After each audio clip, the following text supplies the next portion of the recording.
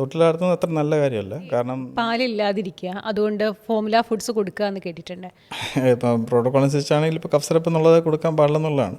പക്ഷേ പകലൊക്കെ മിണ്ടാണ്ട് കിടന്നോളും, രാത്രി ഭയങ്കര കരച്ചിലാണ് എന്നുള്ളത്. പാൽ കൊടുക്കാൻ ഡിഫറെൻറ്റ് ടൈപ്പ് ഓഫ് പൊസിഷൻസ് ഉണ്ട്. പക്ഷേ ഏറ്റവും സേഫസ്റ്റ് ഇരുന്നുകൊണ്ട് ബാക്കിൽ ഒരു സോഫ്റ്റ് പില്ല് വെച്ചിട്ട് ചാരിയിരുന്ന് കൊടുക്കുന്നതാണ് ഏറ്റവും സേഫ്. ചെറിയ കുട്ടികൾക്ക് നമ്മൾ ഈ പനങ്കൽക്കണ്ടിട്ട വെള്ളം കൊടുക്കുന്നു, പിന്നെ ഗ്രേപ്പ് വാട്ടർ കൊടുക്കുന്നു, ഇതൊക്കെ കേട്ടിട്ടുണ്ട്. ഇതൊക്കെ നല്ലതാണോ? അപ്പോൾ അങ്ങനെ ഒരു സ്റ്റിഫായിട്ടിരുന്ന ഒരു ജോയിൻസിനെ റിലാക്സ് ചെയ്യിപ്പിക്കുകയും എല്ലാ ജോയിൻ അനക്കുക എന്നുള്ളതിനാണ് നമ്മൾ ഈ എണ്ണ തേപ്പിച്ച് കിടക്കുന്ന സമയത്ത് ചെയ്യുന്ന മസാജ്. ഇത് ശരിക്കും വെയിൽ കൊള്ളിക്കുന്നത് മഞ്ഞ വരാതിരിക്കാൻ നല്ലതാണോ? കാരണം ഫീഡിംഗ് ബോട്ടിൽ ഉപയോഗിക്കാൻ പാടില്ലെന്നുള്ളതിൻ്റെ ഒരു ക്യാമ്പയിനോ അവയർനെസ്സോ വളരെ കുറവാണ്. NABH accredited ആയിട്ടുള്ള ഒരു multi speciality hospital with 40 specialty in all medical disciplines with more than 300 beds with advanced technology, expert doctors and modern infrastructure. SK Hospitals, touching human lives. Doctor, neonatology എന്ന് പറയുന്ന ഒരു ശാഖ പീഡിയാട്രിക്സിൽ നിന്നും എങ്ങനെ വ്യത്യാസപ്പെട്ടിരിക്കുന്നു? എന്താണ്, ഏത് തരം കുഞ്ഞുങ്ങളെയാണ് ഡോക്ടർ കൈകാര്യം ചെയ്യുന്നത്? അതിൻ്റെ ഒരു കാലം ഒന്ന്. നിയോനേറ്റോളജി എന്നൊരു ഡിപ്പാർട്ട്മെൻറ്റ് എന്ന് പറഞ്ഞാൽ നവജാത ശിശുക്കൾ, അതായത് നമ്മൾ ജനിച്ച അന്ന് തൊട്ടുള്ള 28 ദിവസം വരെ ഉണ്ടാകുന്ന കാര്യങ്ങൾ നമ്മൾ കെയർ കൊടുക്കുന്നതിനുള്ള പരിചാലനം ചെയ്യുന്നതിനകത്ത് സ്പെഷ്യലൈസ് ആയിട്ടുള്ള ഒരു ഡിഗ്രി കോഴ്സാണ്. പീഡിയാട്രിക്ഷൻ എന്ന് പറഞ്ഞു കഴിഞ്ഞാൽ ഏത് കുട്ടിക്കും ഒരു ജനിച്ച അന്നോട്ട് തന്നെ 16 വയസ്സ് വരെ കുട്ടിയാക്കാൻ പറ്റുന്ന ഏത് കുട്ടിക്കും ചികിത്സിക്കാൻ പറ്റും. പക്ഷേ ഇപ്പോഴത്തെ ലേറ്റസ്റ്റിനകത്ത് ഒരു നവജാത ശിശുക്കൾക്ക് കൊടുക്കേണ്ട കെയർ എങ്ങനെയാണെന്നുള്ള കുറേ കൂടെ അഡ്വാൻസ്ഡ് ആയിട്ടുണ്ട്. അപ്പോൾ അങ്ങനെ ആകുമ്പോഴത്തേക്കും നിയോനറ്റൽ മോർട്ടാലിറ്റി റേറ്റ് കുറയ്ക്കുക, ഇൻഫൻറ്റ് മോർട്ടാലിറ്റി റേറ്റും പിന്നെ അണ്ടർ 5 മോർട്ടാലിറ്റി റേറ്റൊക്കെ ഉണ്ട്. അപ്പോൾ അങ്ങനത്തെ റേറ്റ് കുറയ്ക്കുന്നതിൽ കുറേ കൂടെ അഡ്വാൻസ്ഡ് ആയിട്ട് നമ്മളെ ട്രെയിൻ ചെയ്യിപ്പിക്കുന്നതിലാണ് ഈ നിയോനറ്റോളജി എന്നുള്ള ഡിപ്പാർട്ട്മെൻറ്റ്. ഡോക്ടർ, അതുകൊണ്ടിന് ചോദിക്കാനുണ്ട്, ഒരു കുഞ്ഞ് ജനിച്ചു, ഈ ആദ്യ സമയങ്ങൾ അല്ലെങ്കിൽ ഈ 28 ദിവസം എന്നുള്ളത് എത്ര ക്രിട്ടിക്കലാണ്? അതിൻ്റെ ഒരു WHO പ്രോട്ടോക്കോൾ ഉണ്ട് എന്നറിയാം. നമ്മൾ എന്താണ് പാലിക്കേണ്ടത്? നമ്മൾ WHO പ്രോട്ടോക്കോൾ എന്ന് പറഞ്ഞാൽ നമ്മളൊരു ഹോസ്പിറ്റൽ ഡെലിവറി ചെയ്യുന്ന ഹോസ്പിറ്റലിൻ്റെ അകത്ത് ഇത്ര ക്രൈറ്റീരിയാസ് ഉള്ള കുട്ടികളെ എടുക്കുന്നുണ്ടെങ്കിൽ അതിനനുസരിച്ചുള്ള സംവിധാനം ആ ഒരു ഹോസ്പിറ്റലിൽ പ്രോട്ടോക്കോൾ ഉണ്ടാവും.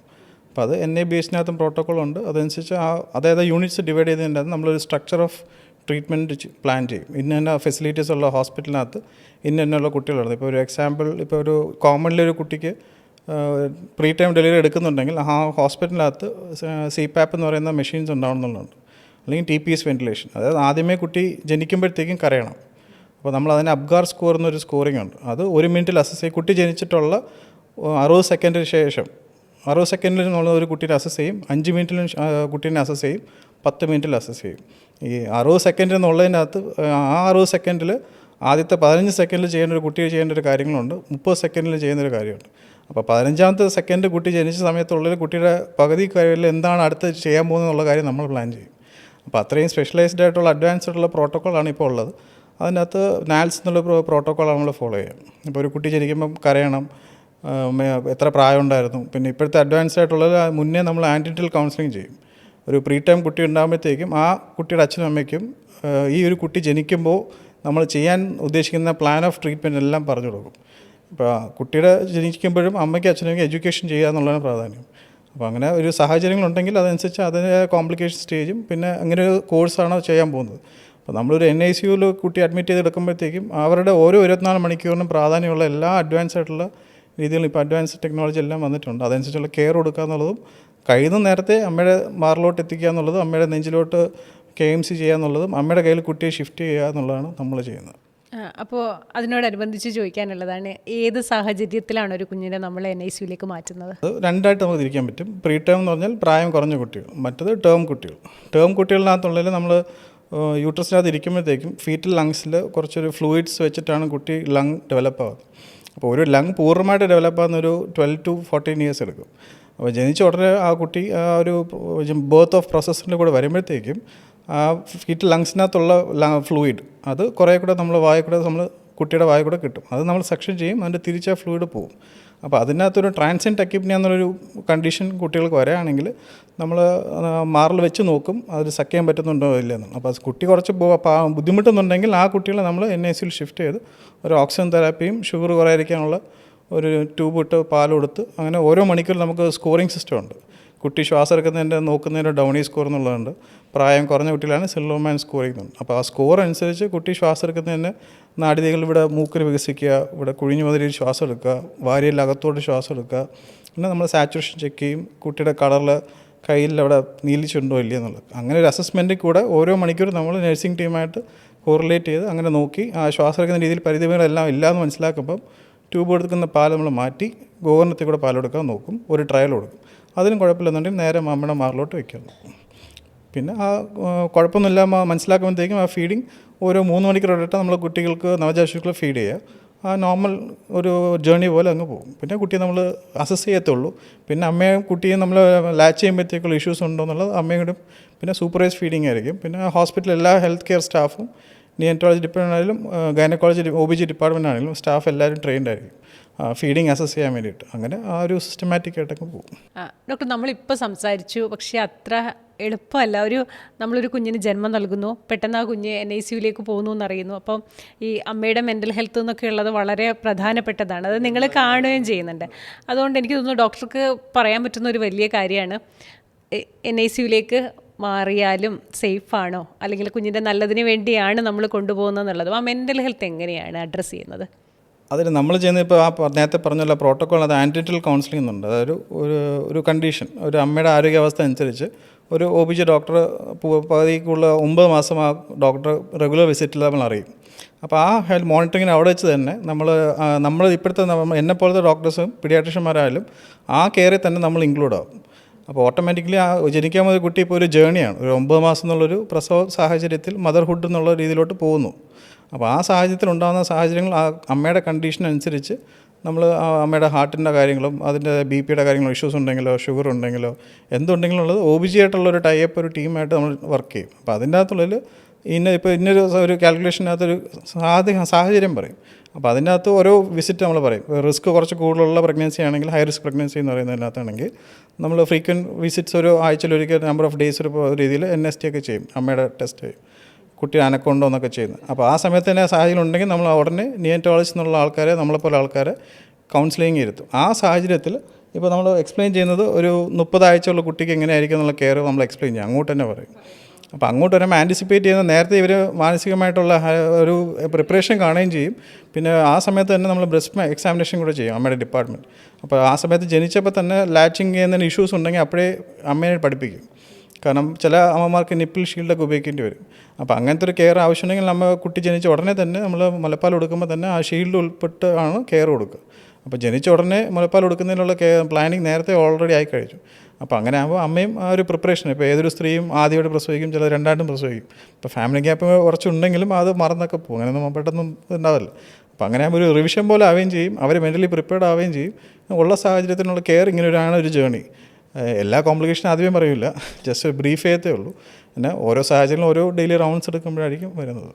അപ്പോൾ എൻ്റെ കുഞ്ഞിപ്പോൾ NICUവിനകത്താണ്. അപ്പോൾ എപ്പോഴും ഒരു ഇതായിരിക്കും, അവന് വേണ്ട ന്യൂട്രീഷൻ കിട്ടുന്നുണ്ടോ, അവനവിടെ ഓക്കെ ആണോ എന്നൊക്കെയുള്ള ടെൻഷൻ ഉണ്ടാവും. അപ്പോൾ എങ്ങനെയാണ് ഈ ഒരു പാരൻ്റൽ ന്യൂട്രീഷൻ NICUവിനകത്ത് നമ്മൾ പ്രൊവൈഡ് ചെയ്യുന്നത്? നമ്മൾ പാരൻ്റൽ ന്യൂട്രീഷൻ്റെ കൂട്ടത്തിൽ നമ്മൾ ജനിച്ച ഉടനെ നമ്മൾ നേരത്തെ പറഞ്ഞ പോലെ കൊളസ്ട്രോൾ എന്നുള്ള പാല് സക്കേപ്പിക്കുമ്പോൾ തന്നെ കിട്ടിത്തുടങ്ങും. അപ്പോൾ അതൊരു 3rd അവർലി നമ്മൾ കിട്ടാൻ നോക്കും. പിന്നെ പ്രീ ടേം ഡെലിവറി ബേബീസൊക്കെ വെന്റിലേറ്റർ ആണെങ്കിൽ പോലും ബ്രസ്റ്റ് പമ്പ് വെച്ചിട്ട് പമ്പ് ചെയ്തെടുക്കും. ആ പാല് ചിലപ്പോൾ ഒരു ഡ്രോപ്പൊക്കെ ആയിട്ടായിരിക്കും വരുന്നത് കൊളസ്ട്രോൾ. അപ്പോൾ അതിൻ്റെ അകത്തുള്ള അത്രയും ക്വാളിറ്റിയോടുകൂടി നമ്മൾ ഓറലി ഒരു ലിപ്സ്റ്റിക്ക് തേക്കുന്ന പോലെ അങ്ങനെ റബ്ബ് ചെയ്ത് കൊടുക്കും. അപ്പോൾ അത് നാക്ക് വഴിയുള്ള നാഡികൾ വഴി അത് കുട്ടിയുടെ ശരീരത്തിലെത്തും. അത് നോർമലി നാച്ചുറൽ നടക്കും. അതിൻ്റെ കൂട്ടത്തിൽ നമ്മൾ പാരൻ്റൽ ന്യൂട്രീഷൻ എന്ന് പറഞ്ഞാൽ ഇപ്പോൾ ഒരു പ്രായം കുറഞ്ഞ കുട്ടി ജനിക്കുന്ന ഓരോ 24 മണിക്കൂറിലും കുട്ടിക്ക് ആവശ്യമുള്ള കാലറീസ് ഉണ്ട്. അപ്പോൾ അത് പല രീതിയിൽ നമ്മൾ ഡിവൈഡ് ചെയ്യുന്നത് ടോട്ടൽ പാരൻ്റൽ ന്യൂട്രീഷൻ എന്ന് പറയും. അതിനകത്ത് നമ്മൾ സാധാരണ നമ്മൾ ഐ ഫ്ലൂയിഡ് കൊടുക്കും. അതിന് കൂട്ടി തന്നെ ഇപ്പോഴത്തെ ലേറ്റസ്റ്റ് ഒരു ഇതിനകത്ത് ഇങ്ങനത്തെ ഉള്ളതിൽ അമിനോ ആസിഡ് എന്ന് പറയും, അമിനോവിൻ എന്ന് പറയും. അപ്പോൾ അമിനോ ആസിഡ്സ് കൊടുക്കും, പിന്നെ ഒരു ഈ ഫാറ്റ് കൊഴുപ്പ് കൊടുക്കും.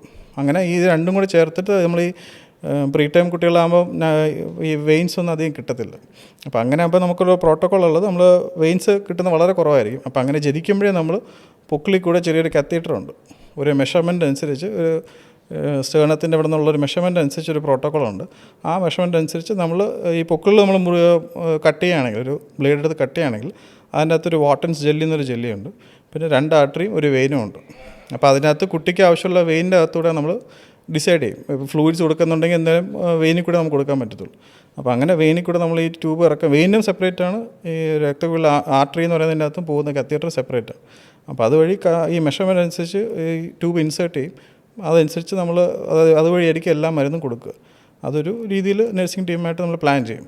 അപ്പോൾ ജനിച്ചൊരു കുട്ടിക്ക് ഇത്ര ഫ്ലൂയിഡ് അകത്തോട്ട് പോകണമെന്നുള്ളൊരു കണക്കുണ്ട് പ്രോട്ടോക്കോൾ ലോകമെമ്പാടുള്ളത്. അപ്പോൾ ആ പ്രോട്ടോക്കോൾ നമ്മൾ ബാലൻസ് ചെയ്യും. സാഹചര്യം അനുസരിച്ച് ചിലപ്പോൾ ഒരു കുട്ടിക്ക് IV ആയിട്ട് ഇടുന്ന ഫ്ലൂയിഡ്സ് വരെയും കൂടുതൽ, ചിലപ്പോൾ കുട്ടിക്ക് പ്രോട്ടീൻ കുറച്ച് കൊടുക്കും, സ്മോഫ് ഇനിയും കുറയ്ക്കും. അപ്പോൾ അങ്ങനെ ആകുമ്പോൾ ഇപ്പോൾ ജനിച്ച് കഴിഞ്ഞിട്ടുള്ളൊരു 10 ദിവസത്തിനത് വെയിറ്റ് കുറയും. പക്ഷേ ആ കുറയുന്നതിൻ്റെ അകത്ത് 5 സമയത്തേക്കുള്ളിൽ കൂടുതൽ കുറയാൻ പാടില്ല. ആ കുറയുന്നത് കുറയ്ക്കുക എന്നുള്ളതാണ് നമ്മൾ നിയോനറ്റോളജി ഒരു ടീമായിട്ട് ഓരോ 24 മണിക്കൂർ അവരുടെ കാലറീസും അവരുടെ വെയിറ്റും നോക്കി യൂറിൻ ഔട്ട്പുട്ട് നോക്കി ചെയ്ത് കുട്ടീനെ അങ്ങനെ വളർത്തിയെടുത്തിട്ടാണ് കുട്ടീനെ അമ്മയുടെ കയ്യിൽ എത്തിക്കുന്നത്. അപ്പോൾ അത്രയും സേഫായിട്ടും ഡെലിഗേറ്റായിട്ടും ചെയ്യുന്നൊരു പ്രക്രിയ ഈ പൊക്കിളിൽ കൂടെയാണ് നമ്മൾ ഇതെല്ലാം ചെയ്യുന്നത്. അപ്പോൾ അങ്ങനെ ആകുമ്പോഴത്തേക്കും വെയിൻസിൽ നമ്മളതൊന്നും ചെയ്യുന്നുമില്ല.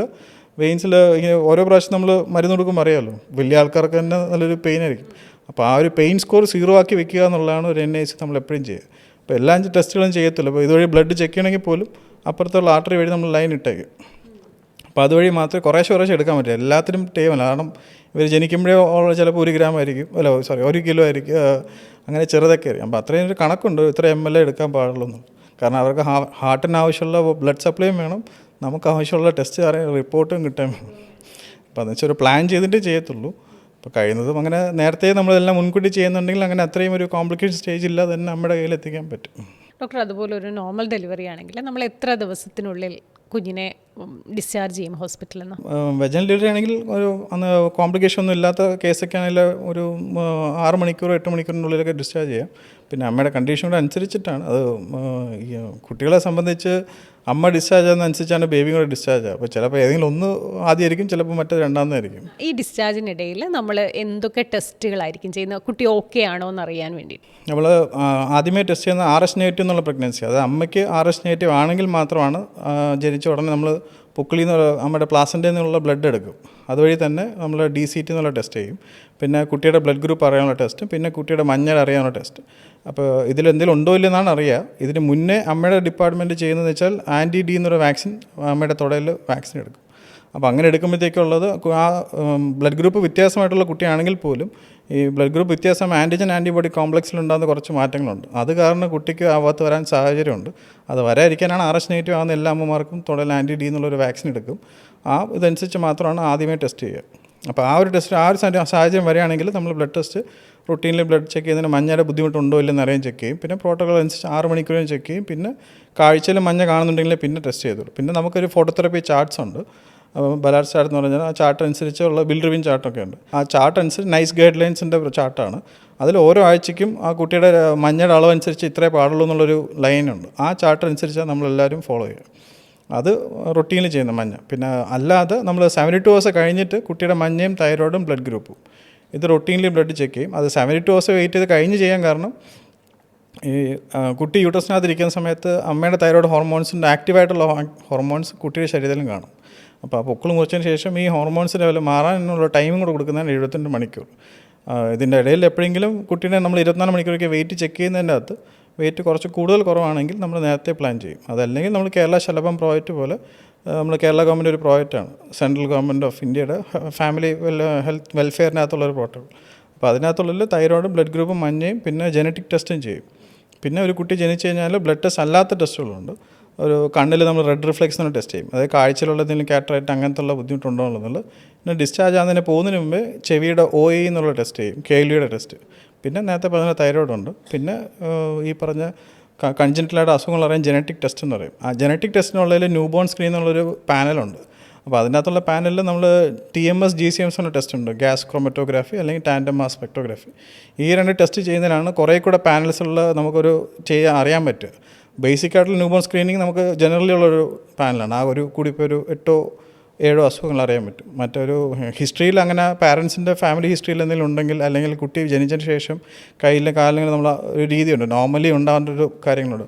അല്ലെങ്കിൽ കയ്യിൻ്റെ ഉള്ളിൽ നമ്മൾ ഡെർമറ്റോഗ്രാഫിക്സ് എന്ന് പറയും. അത് നമ്മുടെ ഫോറൻസിക്കിൽ കാണുന്ന ഒരു ഫിംഗർ പ്രിൻ്റില്ലേ, അതിനകത്തുള്ള മാറ്റങ്ങൾ എന്തെങ്കിലും ഉണ്ടെങ്കിൽ, അല്ലെങ്കിൽ ഈ വിരൽ വളരുന്ന രീതിയിലുള്ള വ്യത്യാസം, ഇപ്പോൾ ഒന്ന് ചെറുതാണെങ്കിൽ വേറെ രീതിയിലാണ്, ഫേസിൻ്റെ അകത്ത് ഇപ്പോൾ ഡൗൺ സിൻഡ്രോമുള്ള ഫീച്ചേഴ്സ് എന്ന് പറയുന്ന രീതിയിലുണ്ടെങ്കിൽ നമ്മൾ അതനുസരിച്ച് കറക്റ്റായിട്ട് നമ്മൾ പറഞ്ഞു കൊടുക്കും. അപ്പോൾ ജനിക്കുമ്പോഴേ ഒരു കുട്ടീനെ കിട്ടുമ്പോൾ ഇതെല്ലാം പ്ലാനിങ് ആയിരിക്കും നടക്കുക. അപ്പോൾ അങ്ങനെയാണ് ഈ ബ്ലഡ് ടെസ്റ്റ് ചെയ്യുകയും അതെല്ലാം ചെയ്യുന്നത്. അപ്പോൾ അതെല്ലാം ഈ ഒരു കുട്ടീനെ ജനിച്ചിട്ടുണ്ടെങ്കിൽ അത് നോർമലാണോ അല്ലേ എന്നുള്ളത് അറിയാനുള്ള അസസ്മെൻറ്റുമാണ്, എങ്ങനെ വളർന്നു എന്നുള്ള അറിയാനുള്ള അസസ്മെൻറ്റിനാണ് ഈ കേരളം ശലഭം പ്രോജക്റ്റ് എന്നുള്ളൊരു ഗവൺമെൻറ് ഓഫ് കേരളയിലുള്ളത്. അപ്പോൾ അതുവഴി ഒരു പ്രോസസ്സ് വഴിയേ കുട്ടി വീട്ടിൽ പോകത്തുള്ളൂ. ഡോക്ടർ വീട്ടിലേക്ക് എത്തിയാൽ എനിക്ക് തോന്നുന്നു ഒരു സ്ത്രീയുടെ ജീവിതത്തിലായാലും ഒരു കുഞ്ഞിൻ്റെ ജീവിതത്തിലായാലും മറ്റൊരു അധ്യായം തുറക്കുകയാണ്. ഒരുപാട് പേരുണ്ട്, ക്ലാസ് എടുത്ത് കൊടുക്കാൻ തന്നെ കുറേ പേരുണ്ട്. അതിൻ്റെ കുറേ മിത്സും സത്യവും അറിഞ്ഞാൽ കൊള്ളാമെന്നുണ്ട്. ഒന്ന് നമ്മൾ ഈ മഞ്ഞയെക്കുറിച്ച് സംസാരിച്ചു. മഞ്ഞ വരാതിരിക്കാൻ കുഞ്ഞിനെ വെയിൽ കൊള്ളിക്കുക എന്ന് പറഞ്ഞിട്ട് എന്നും രാവിലെ വെയിൽ കൊള്ളിക്കാൻ കൊണ്ടുപോകുന്നതൊരു കാഴ്ചയാണ്. ഇത് ശരിക്കും വെയിൽ കൊള്ളിക്കുന്നത് മഞ്ഞ വരാതിരിക്കാൻ നല്ലതാണോ? ഇപ്പോഴത്തെ നമ്മളെ പഠിപ്പിച്ചിട്ടുള്ള റിസർച്ച് ചെയ്തിട്ടുള്ള ഒരു കുറേ റിസർച്ചിൻ്റെ പുറകിൽ നടന്നിട്ടുണ്ട് ഇന്ത്യൻ സ്റ്റഡീസിൽ. അതിൻ്റെ അകത്തുള്ള അനുസരിച്ചാണെങ്കിൽ വെയിൽ ഒളിക്കുന്ന അത്ര എഫക്റ്റ് അല്ല എന്നുള്ളതാണ്. ഉണ്ടെങ്കിൽ പോലും ഒരു 6:45 to 7:20 വരെയുള്ള വെയിൽ, അത്രയും ഇളം ഫ്രീക്വൻസി ഉള്ള വെയിലാണ് കൊടുക്കുന്നത്. അതായത് സ്പെക്ട്രം ഓഫ് റേസ് ആണല്ലോ സൺ റേസ് എന്ന് പറയും. അപ്പോൾ ചില അമ്മമാർ 10 മണിക്ക് ഉറങ്ങുന്ന ഒരു അമ്മമാരുണ്ട്. അങ്ങനെയൊക്കെ ആകുമ്പോൾ കൂടുതൽ പ്രശ്നങ്ങളോട് പോകത്തേ ഉള്ളൂ. പിന്നെ ഇപ്പോഴത്തെ ഉള്ള റിസർച്ച് നടന്നതിൻ്റെ റിസൾട്ടിനകത്ത് അങ്ങനെ വെയിൽ ഒളിക്കുന്ന എക്സ്ട്രാ ഒന്നുമില്ല. അമ്മയുടെ പച്ചക്കറി കഴിക്കുന്ന ഒരു ആഹാരം നല്ലപോലെ കിട്ടുക, ഗ്രീൻ ലീഫി വെജിറ്റബിൾസ് സ്കൂളിലേക്ക്, അമ്മയുടെ മെറ്റൽ ന്യൂട്രീഷനാണ് പ്രാധാന്യം. പിന്നെ ഒരു മിത്ത് എന്നുള്ള കവർ ചെയ്യാൻ പറ്റും നമ്മൾ കൗൺസിൽ ചെയ്യുന്നത് വെച്ചാൽ അമ്മയുടെ ന്യൂട്രീഷൻ അനുസരിച്ചാണ് അമ്മയുടെ പാലിൻ്റെ ക്വാളിറ്റി. അപ്പം എല്ലാവർക്കും പബ്ലിക്കലി മുലപ്പാൽ എന്ന് പറഞ്ഞാൽ ഒരു ടൈപ്പ് ഓഫ് പാലെന്നാണ് എല്ലാവരും ജനറലി, പക്ഷെ അങ്ങനെയല്ല. വെള്ളം പോലത്തെ പാലുണ്ട്, കട്ടിപ്പാലുണ്ട്. അപ്പോൾ കട്ടിപ്പാൽ എന്ന് പറയുന്നതാണ് ഹൈൻ മിൽക്ക്, നമ്മുടെ ഭാഷയിൽ പറയും ഫോ മിൽക്ക് എന്ന് പറയും. അപ്പോൾ ഹൈൻ മിൽക്ക് എന്നുള്ള പാല് നല്ലപോലെ ശതമാനം 2 മാറിൽ ഉണ്ടാക്കാൻ പറ്റുമ്പോഴത്തേക്കും അത്രയും പാല് കുട്ടിക്ക് കൊടുക്കാൻ പറ്റുമ്പോൾ അത് ദഹനത്തിൽ കൂടെയാണ് ഈ മഞ്ഞ കുറയുക. അത് പിന്നെ കുട്ടീനെ പൊതിഞ്ഞെടുത്തുന്ന രീതിയുണ്ട്. ഇപ്പം മഴ സമയത്താകുമ്പോഴത്തേക്കും കട്ടിയുള്ള തുണി കൂടുതൽ ഉപയോഗിച്ചാലും ഒരു ഓവർ ഹീറ്റായാലും വെയിറ്റ് കുറയും.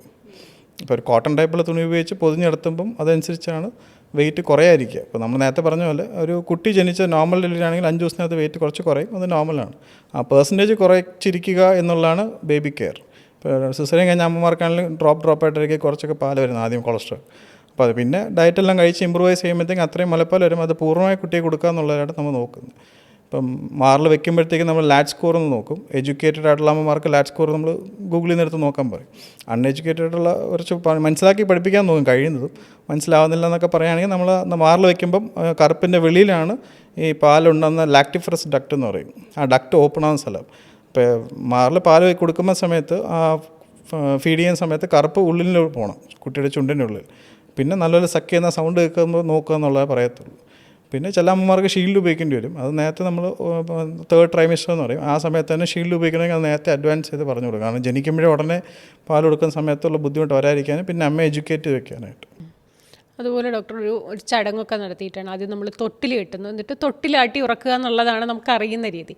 പിന്നെ ഞാൻ എവിടെയൊക്കെ വായിച്ചിട്ടുണ്ട് ഈ തൊട്ടിലാട്ടുന്ന അത്ര നല്ല കാര്യമല്ല എന്നുള്ളത്. അപ്പോൾ ഒരു ഡോക്ടറെ അടുത്ത് കിട്ടിയപ്പോൾ അതൊന്ന് ക്ലാരിഫൈ ചെയ്യാനുണ്ട്. ഈ തൊട്ടിലാട്ടുന്ന എത്ര നല്ലതാണ്? തൊട്ടിലാടുന്നത് അത്ര നല്ല കാര്യമല്ല. കാരണം നമ്മുടെ ചെവിയുടെ പുറകിൽ നമ്മൾ ബാലൻസ് ചെയ്യുന്നൊരു ഓസിക്കിൾസ് ഉണ്ട്, കൊക്ലിയ എന്നൊക്കെ ഉള്ളൊരിതുണ്ട്. അപ്പോൾ അങ്ങനത്തെ ഉള്ളതിൽ കുട്ടി ക്ഷീണിച്ച് പോകുന്നതാണ് ഉറങ്ങിപ്പോകുന്നത്. അത് തെറ്റിദ്ധരിക്കപ്പെടുന്നതാണ് കാര്യം. കാരണം നമ്മൾ ചെറുപ്പത്തിലെ ഒരു സിനിമയിലൊക്കെ കാണുന്നില്ല, താരാട്ടൊക്കെ പാടി നല്ലൊരു BGM മ്യൂസിക് ആകുമ്പോഴത്തേക്കുള്ള എഫക്റ്റ് വെച്ചിട്ട് ഇങ്ങനെ പാരമ്പര്യമായിട്ട് നടക്കുന്ന കാര്യമാണ്. പക്ഷേ ഏറ്റവും സേഫ് തൊട്ടിലല്ലാതെ ബെഡിൽ കിടത്തുക, പൊതിഞ്ഞ് സൈഡിലൊന്നും വീട് പോകാതിരിക്കാൻ വേണ്ടി നോക്കുക എന്നുള്ളതാണ് പ്രാധാന്യം. ഓക്കെ. അതുപോലെ തന്നെയാണ് ഈ കണ്ണെഴുതുന്നു, പൗഡർ ഇടുന്നു, ഈ സൗന്ദര്യമൊക്കെ കുഞ്ഞിന് എങ്ങനെയാണ് കൊടുക്കേണ്ടത്? കണ്ണെഴുതാൻ നമ്മൾ പറയാറില്ലാണ്. ഇപ്പോഴത്തെ ഉള്ളതിൽ അതിൻ്റെ ക്വാളിറ്റി നമുക്ക് അറിയത്തില്ല. പിന്നെ കഴിയുന്നതും ചില കുട്ടികൾക്ക് വീട്ടിൽ പോയതിന് ശേഷം ഈ കൺപീലിയുടെ അവിടെ ഒരു പഴുപ്പ് പോലെ ഡിസ്ചാർജ് പോലെ വന്നിട്ട് ചില കുട്ടികൾ വരും. അത് ശരിക്കും പറഞ്ഞാൽ നാച്ചുറലി അനാറ്റമി എന്ന് പറയും നമ്മുടെ ഭാഷയിൽ വെച്ചാൽ ശരീരത്തിൻ്റെ ഉള്ളിലുള്ള കാര്യങ്ങൾ. അപ്പോൾ ഈ കണ്ണിൻ്റെ ഈ സൈഡിൽ ഒരു നേസോ ലാക്രിമൽ ഡക്റ്റ് എന്നുണ്ട്. അതായത് നമ്മൾ ഈ കണ്ണടയ്ക്കുമ്പോൾ വരുന്ന വെള്ളം മൂക്കിന് ഇവിടെ ഓപ്പൺ ചെയ്യുന്നൊരു ഡക്റ്റ് ഉണ്ട്. അപ്പം നവജാത ശിശുക്കൾ എല്ലാവർക്കും അത് നമ്മുടെ പ്രായത്തിൽ ഈ പ്രായത്തിൽ പോലും നമുക്കത് പേനയുടെ നിബിന് അത്രേ അത് ഡക്റ്റ് കാണത്തുള്ളൂ, അതിനെക്കാളും ചെറുതാണ്. അപ്പോൾ അവർക്ക് ഒട്ടും കാണത്തില്ല, ഒരു നൂല് പോലും കാണത്തില്ല. അപ്പോൾ അതിന് നമ്മൾ എക്സസൈസ് ചെയ്യിപ്പിക്കുന്നത് നമ്മൾ ഈ ചെറിയ വിരൽ ഉപയോഗിക്കും. കൈ നല്ലപോലെ കഴുകുക, നെയിൽസ് എല്ലാം കട്ട് ചെയ്യുക, അതിൻ്റെ ചെറിയ വിരൽ വെച്ചിട്ട് ഈ കണ്ണിൻ്റെ ഈ ഭാഗത്ത് വെച്ചിട്ട് സർക്കുലേറ്റിംഗ് മോഷനിൽ. അപ്പോൾ അങ്ങനത്തെ മസാജ് ചെയ്യുന്നതിൻ്റെ അകത്ത് തന്നെ അത് ഓപ്പണായി വരാനും ആ വെള്ളം അതുവഴി പോകാനും. പിന്നെ നമ്മൾ ടോബ്രാമേസിനാണ് നമ്മുടെ WHO പ്രോട്ടോക്കോൾ അനുസരിച്ചുള്ളത്. അപ്പോൾ അതിൻ്റെ ഇത് 2 കണ്ണിൽ നമ്മൾ ക്ലീൻ ചെയ്യാം. ആദ്യം ക്ലീൻ ചെയ്തതിന് ശേഷം ഈ കണ്ണിൽ മരുന്ന് വയ്ക്കുന്ന സമയത്ത് തല ഇങ്ങനെ വെച്ചിട്ട് കാര്യമില്ല, അത് മരുന്ന് ഇങ്ങനെ ഒഴുകിപ്പോയിട്ട് കാര്യമില്ല. അപ്പോൾ കുറച്ച് ടിൽറ്റ് ചെയ്തിട്ട് ഈ കണ്ണിന് ഇവിടെയാണ് മരുന്ന് ഒഴിക്കുക. അപ്പോൾ കണ്ണടയുമ്പോഴാണ് ആ മരുന്ന് എല്ലായിടത്തും ഈക്വലി ഡിസ്ട്രിബ്യൂട്ട് ചെയ്ത് ആ ഇൻഫെക്ഷൻ വരാതിരിക്കാൻ നോക്കുക. പിന്നെ ചെയ്യുന്ന ആളുടെ കയ്യിൽ ഹാൻഡ് ഹൈജീൻ നമ്മളായിട്ടൊരാൾ അത് കൊടുക്കാതിരിക്കാൻ നോക്കുക എന്നുള്ളതാണ് കാര്യം. പിന്നെ ഈ ആൻറ്റിബയോട്ടിക് കോഴ്സ് കൊടുക്കുന്നതിനുള്ളിൽ നമ്മൾ ലക്ഷണങ്ങൾ നോക്കും. ഈ കണ്ണിലോട്ട് ഇവിടെയുള്ള സ്കിന്നിൻ്റെ കളർ, റെഡ്നെസ്സോ ടെമ്പറേച്ചറോ ഉണ്ടെങ്കിൽ നമ്മൾ ഹോസ്പിറ്റലിൽ കൊണ്ടുവരാൻ പറയും. അങ്ങനെയാണെങ്കിൽ തീർച്ചയായും അണുബാധ ഉണ്ടോ ഇല്ലെന്നുള്ള ടെസ്റ്റുകൾ ചെയ്യണം, ബാക്കി കാര്യങ്ങൾ ചെയ്യും. പക്ഷേ പ്രോട്ടോക്കോൾ അനുസരിച്ച് ഡോബ്രാമൈസിൻ കൊടുക്കുന്നതിനകത്ത് കുറേ നല്ല രീതിയിൽ കെയർ ഒരുപാട് കിട്ടുമ്പോൾ കറക്റ്റായിട്ട് കിട്ടുമ്പോൾ ഇതെല്ലാം അത്രയും കോംപ്ലിക്കേഷൻ സ്റ്റേജിൽ പോകത്തില്ല. അല്ലാതെ ഈ കണ്ണെടുത്തും പൗഡർ ഇടലും ചെയ്യാതിരിക്കുകയാണ് അത്രയും നല്ല കാര്യം. പിന്നെ എല്ലാ അമ്മൂമ്മമാർക്കാണ് കൂടുതൽ ഒരു സോഷ്യലി കുറച്ചുകൂടെ ഡെക്കറേറ്റ് ചെയ്യുന്നതെന്ന് തോന്നുന്നത്. ഡോക്ടർ അതുപോലെ ഈ മസാജിൻ്റെ കാര്യം പറഞ്ഞപ്പോൾ ഈ നല്ല മൂക്ക് വരാൻ മൂക്കിൽ ഇത് ചെയ്യുന്നു അങ്ങനെ നല്ല മൂക്ക് വരാമെന്നല്ല, അതിനത് പബ്ലിക്കലി അറിയാമെന്നുള്ള കാര്യം. പക്ഷെ എൻ്റെ പോലത്തെ ഡോക്ടേഴ്സിനുള്ള കാര്യം എന്ന് വെച്ചാൽ ഒരു കുട്ടി ജനിക്കുന്ന ഒരു യൂണിവേഴ്സൽ പൊസിഷൻ എന്ന് പറയും. ഇപ്പോൾ നമ്മുടെ മെഡിക്കൽ കോളേജിലൊക്കെ പോവുകയാണെങ്കിൽ കാണാൻ പറ്റും, ചില ഇങ്ങനെ കൈ മടങ്ങിയും കാല് മുട്ട് നെഞ്ചിന് വരെ വന്നിട്ടാണ് കുട്ടി വളരുന്നത്. അപ്പോൾ അങ്ങനെ ഒരു സ്റ്റിഫായിട്ടിരുന്നൊരു ജോയിൻസിനെ റിലാക്സ് ചെയ്യിപ്പിക്കുകയും എല്ലാ ജോയിൻ്റ് അനക്കുക എന്നുള്ളതിനാണ് നമ്മൾ ഈ എണ്ണ തേപ്പിച്ച് കിടക്കുന്ന സമയത്ത് ചെയ്യുന്ന മസാജ്. അത് ഈ വിരലിലുള്ള ചെറിയ ചെറിയ ജോയിൻറ്റ് പോലും അതിൻ്റെ എല്ലാ രീതിയിലുള്ള റേഞ്ച് ഓഫ് മൂവ്മെൻറ്റ്സിനെ ആക്ടിവേറ്റ് ചെയ്യിക്കുക എന്നുള്ളൊരു കോൺസെപ്റ്റാണുള്ളത്. അപ്പോൾ ഐഡിയലി മസാജ് ചെയ്യുക എന്ന് പറഞ്ഞാൽ എങ്ങനെ ചെയ്യണമെന്നാണ് ഡോക്ടർക്ക് തോന്നുന്നത്? നമ്മൾ വെയിറ്റ് നോക്കും, അതായത് 2.50 ആണ് WHO പറയുന്നത് കുളിപ്പിക്കാൻ പറ്റുന്ന രീതിയിലൊരു വെയിറ്റ്, ഒരു ആവറേജ് വെയിറ്റ്. അത് ഓരോ ജിയോഗ്രഫിക്കൽ കണ്ടീഷൻ അനുസരിച്ച് ചിലപ്പോൾ കുറയാം, മാറ്റങ്ങളുണ്ടാകും. അപ്പോൾ അതിനകത്തുള്ളിൽ നമ്മൾ കുളിപ്പിക്കുന്നതിന് മുന്നേ ആട്ടിയ വെളിച്ചെണ്ണ ഉപയോഗിച്ച് തേച്ച് കിടത്തും. ആ സമയത്താണ് ലിം ഫിസിയോതെറാപ്പി ഫുൾ ബോഡി നമ്മൾ ചെയ്യും. അത് ഫിംഗറിലുള്ള ഈ ചെറിയ സോഫ്റ്റായിട്ട് ടച്ച് ചെയ്യുന്ന രീതിയിലുള്ള തല തൊട്ട് കാല് വരെ നമ്മളൊരു ഫെദർ ടച്ച് രീതിയിൽ മസാജ് ചെയ്യും. ആ മസാജ് ചെയ്യുന്ന സമയത്ത് ഇളം ചൂട് വെള്ളമാണ് ഉപയോഗിക്കുക. ഒരു 10 മിനിറ്റ് വെയിറ്റ് ചെയ്യും. അതിനുള്ളിൽ കൈയിനുള്ളിലോ കാലിനുള്ളിലോ നീലിക്കുന്നുണ്ടെങ്കിൽ നമ്മൾ ചൂട് കുറയുന്നതുകൊണ്ടാണ്. അങ്ങനെ ആവുന്നുണ്ടെങ്കിൽ നെഞ്ചിലോട് ചേർത്ത് കിടത്താൻ പറയും. അതിനുശേഷം നമ്മൾ ഒരു 5.5 pH ഉള്ള സോപ്പ് വെച്ച് കുളിപ്പിക്കാൻ പറയും.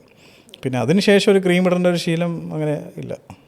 ഇപ്പോഴത്തെ പ്രോട്ടോക്കോൾ അനുസരിച്ച് 5.5 pH സോപ്പ് ഉപയോഗിക്കുന്നതിന് തന്നെ പകുതിക്കുള്ളെല്ലാം ഉണ്ട്. പിന്നെ വീണ്ടും നമ്മൾ സ്കിന്നിൽ ടച്ച് ചെയ്തിരിക്കുന്നതാണ് ഏറ്റവും നല്ലത്. കെമിക്കൽസ് കഴിഞ്ഞ് ഒഴിവാക്കുക എന്നുള്ളതാണ് ബേസിക് കെയർ. വെളിച്ചെണ്ണ ആട്ടിയ വെളിച്ചെണ്ണ ഉപയോഗിക്കുക. ഈ ടെമ്പറേച്ചർ ലൂക്കോം വാട്ടർ എന്ന് പറയും നമ്മൾ കുളിപ്പിക്കുക ഉപയോഗിക്കുന്ന വെള്ളം. അതായത് ഒരു 10 സെക്കൻഡ് ഇങ്ങനെ വേറെ ബുക്ക് വയ്ക്കുമ്പോൾ ഒരു 10 സെക്കൻഡ് ചൂട് നമുക്ക് ഉൾക്കൊള്ളാൻ പറ്റണം. അത് കഴിഞ്ഞ് ഒരു 5.5 pH സോപ്പ് വെച്ച് വയ്ക്കുക, ബാക്കി വൈപ്പ് ചെയ്തെടുക്കുക. ഡോക്ടർ അതുപോലെ തന്നെ ഈ ചെറിയ കുട്ടികൾക്ക് നമ്മൾ ഈ പനങ്കൽക്കണ്ടിട്ട വെള്ളം കൊടുക്കുന്നു, പിന്നെ ഗ്രേപ്പ് വാട്ടർ കൊടുക്കുന്നു, ഇതൊക്കെ കേട്ടിട്ടുണ്ട്. ഇതൊക്കെ നല്ലതാണോ? ഒരിക്കലും നല്ലതല്ല. നമ്മൾ ജനിച്ചിട്ടുള്ളൊരു കുട്ടിക്ക് ഇപ്പോഴത്തെ മുലപ്പാലും വൈറ്റമിൻ D3 ഡ്രോപ്സ് ഉണ്ട്. ഇത് രണ്ടും അല്ലാതെ വേറെ ഒന്നും കൊടുക്കത്തില്ല. വേറെയുള്ള മെഡിക്കേഷൻ എന്തെങ്കിലും ഡോക്ടറെ കാണിച്ചിട്ടേ കൊടുക്കത്തുള്ളൂ. ഇത് അല്ലാത്ത രീതിയിൽ വേറെ എന്ത് രീതിയിൽ കിട്ടിയാലും അവർക്ക് കുടലില്ലാത്ത ഇൻഫെക്ഷനും വരും, കിഡ്നിയെ ബാധിക്കും, ലിവറിനെയും ബാധിക്കും. അങ്ങനത്തെ കേസുകൾ നമ്മൾ കാണുന്നുണ്ട്. ഇപ്പോൾ ഗ്രേപ്പ് വാട്ടർ എന്ന് പറഞ്ഞാൽ പണ്ടത്തുള്ളൊരു ഐതിഹ്യം പോലെ കൊടുക്കുന്നതാണ്. ഇപ്പോഴത്തെ ഒന്നും അത്രയും നമുക്കതിനെപ്പറ്റി അലോപ്പതിക്കാരത് അറിയത്തില്ല, അതിൻ്റെ യൂസ് എന്ന് നമുക്ക് അറിയത്തില്ല. പക്ഷേ അങ്ങനെ കൊടുത്തിട്ട് കോംപ്ലിക്കേഷൻ ഉള്ള സ്റ്റേജ് നമ്മളിൽ തന്നെയാണ് വരിക, വേറെ ഇടവും പോകാറില്ല. അപ്പോൾ അങ്ങനെ വരുമ്പോഴത്തേക്കും കുടലില്ലാത്തുള്ള ഇൻഫെക്ഷൻ വീണ്ടും നമ്മൾ അത് കാരണം ഒരു ആൻറ്റിബയോട്ടിക്സ് കൊടുക്കും. ഇപ്പോൾ ഗ്രേപ്പ് വാട്ടർ മാത്രമല്ല, പനക്കൽക്കണ്ടല്ല, സാധാരണ വെള്ളം പോലും കൊടുക്കുന്ന ചില ഫാമിലി ഉണ്ട്, പഞ്ചസാര വെള്ളം പോലെ എന്ന് പറയും. അതുപോലും ഒരു അപകടമാണ്. ഓക്കെ. അതുപോലെ ഡോക്ടർ ഈ പൊക്കിൾ കൊടി ഇൻഫെക്ഷൻ ആവുന്ന കേസസ്, അതിനെപ്പറ്റി അമ്മമാർക്കുള്ള ആധിയും കേട്ടിട്ടുണ്ട്. ഇതെപ്പോഴാണ് കറക്റ്റായിട്ട് മുറിവുണങ്ങുന്നതും? അത് ജസ്റ്റ് ഒരു 7-10 ദിവസം എടുക്കും മാക്സിമം. അതിന് ശേഷം പോകുന്ന കണ്ടീഷൻ വേറെയൊക്കെ ഉണ്ട്. ഈ പൊക്കിളിനെ സംബന്ധിച്ച് മിക്കുള്ള മിത്ത് എന്താണെന്ന് വെച്ചാൽ അമ്മമാർ പറയുന്ന ഇവിടെ എണ്ണ കാസ്റ്റർ ഓയിൽ അപ്ലൈ ചെയ്യും. അങ്ങനെയൊന്നുമില്ല. അതുവഴി വെള്ളം പോകുന്നുള്ളൊരു അവരുടെ പറയുന്നത് കേട്ടാൽ നമുക്ക് തോന്നുന്നു ടണൽ പോലെ പോകുന്നുള്ളതൊക്കെയാണ് കാഴ്ചപ്പാട്. പക്ഷെ അങ്ങനത്തെ ആക്ച്വലി ഇല്ല. അത് ഒരു വഴിയുണ്ട്. അതുവഴി അത് സ്വാഭാവികമായിട്ട് പ്രോസസ്സായത്, അത് നാച്ചുറൽ പ്രോസസ്സ് വഴി അത് വേറൊരു ഫാൽസിപാരം ഓഫ് ലിവർ ലിഗ്മെൻറ്റ് പോലെ ആകും ഭാവിയിൽ.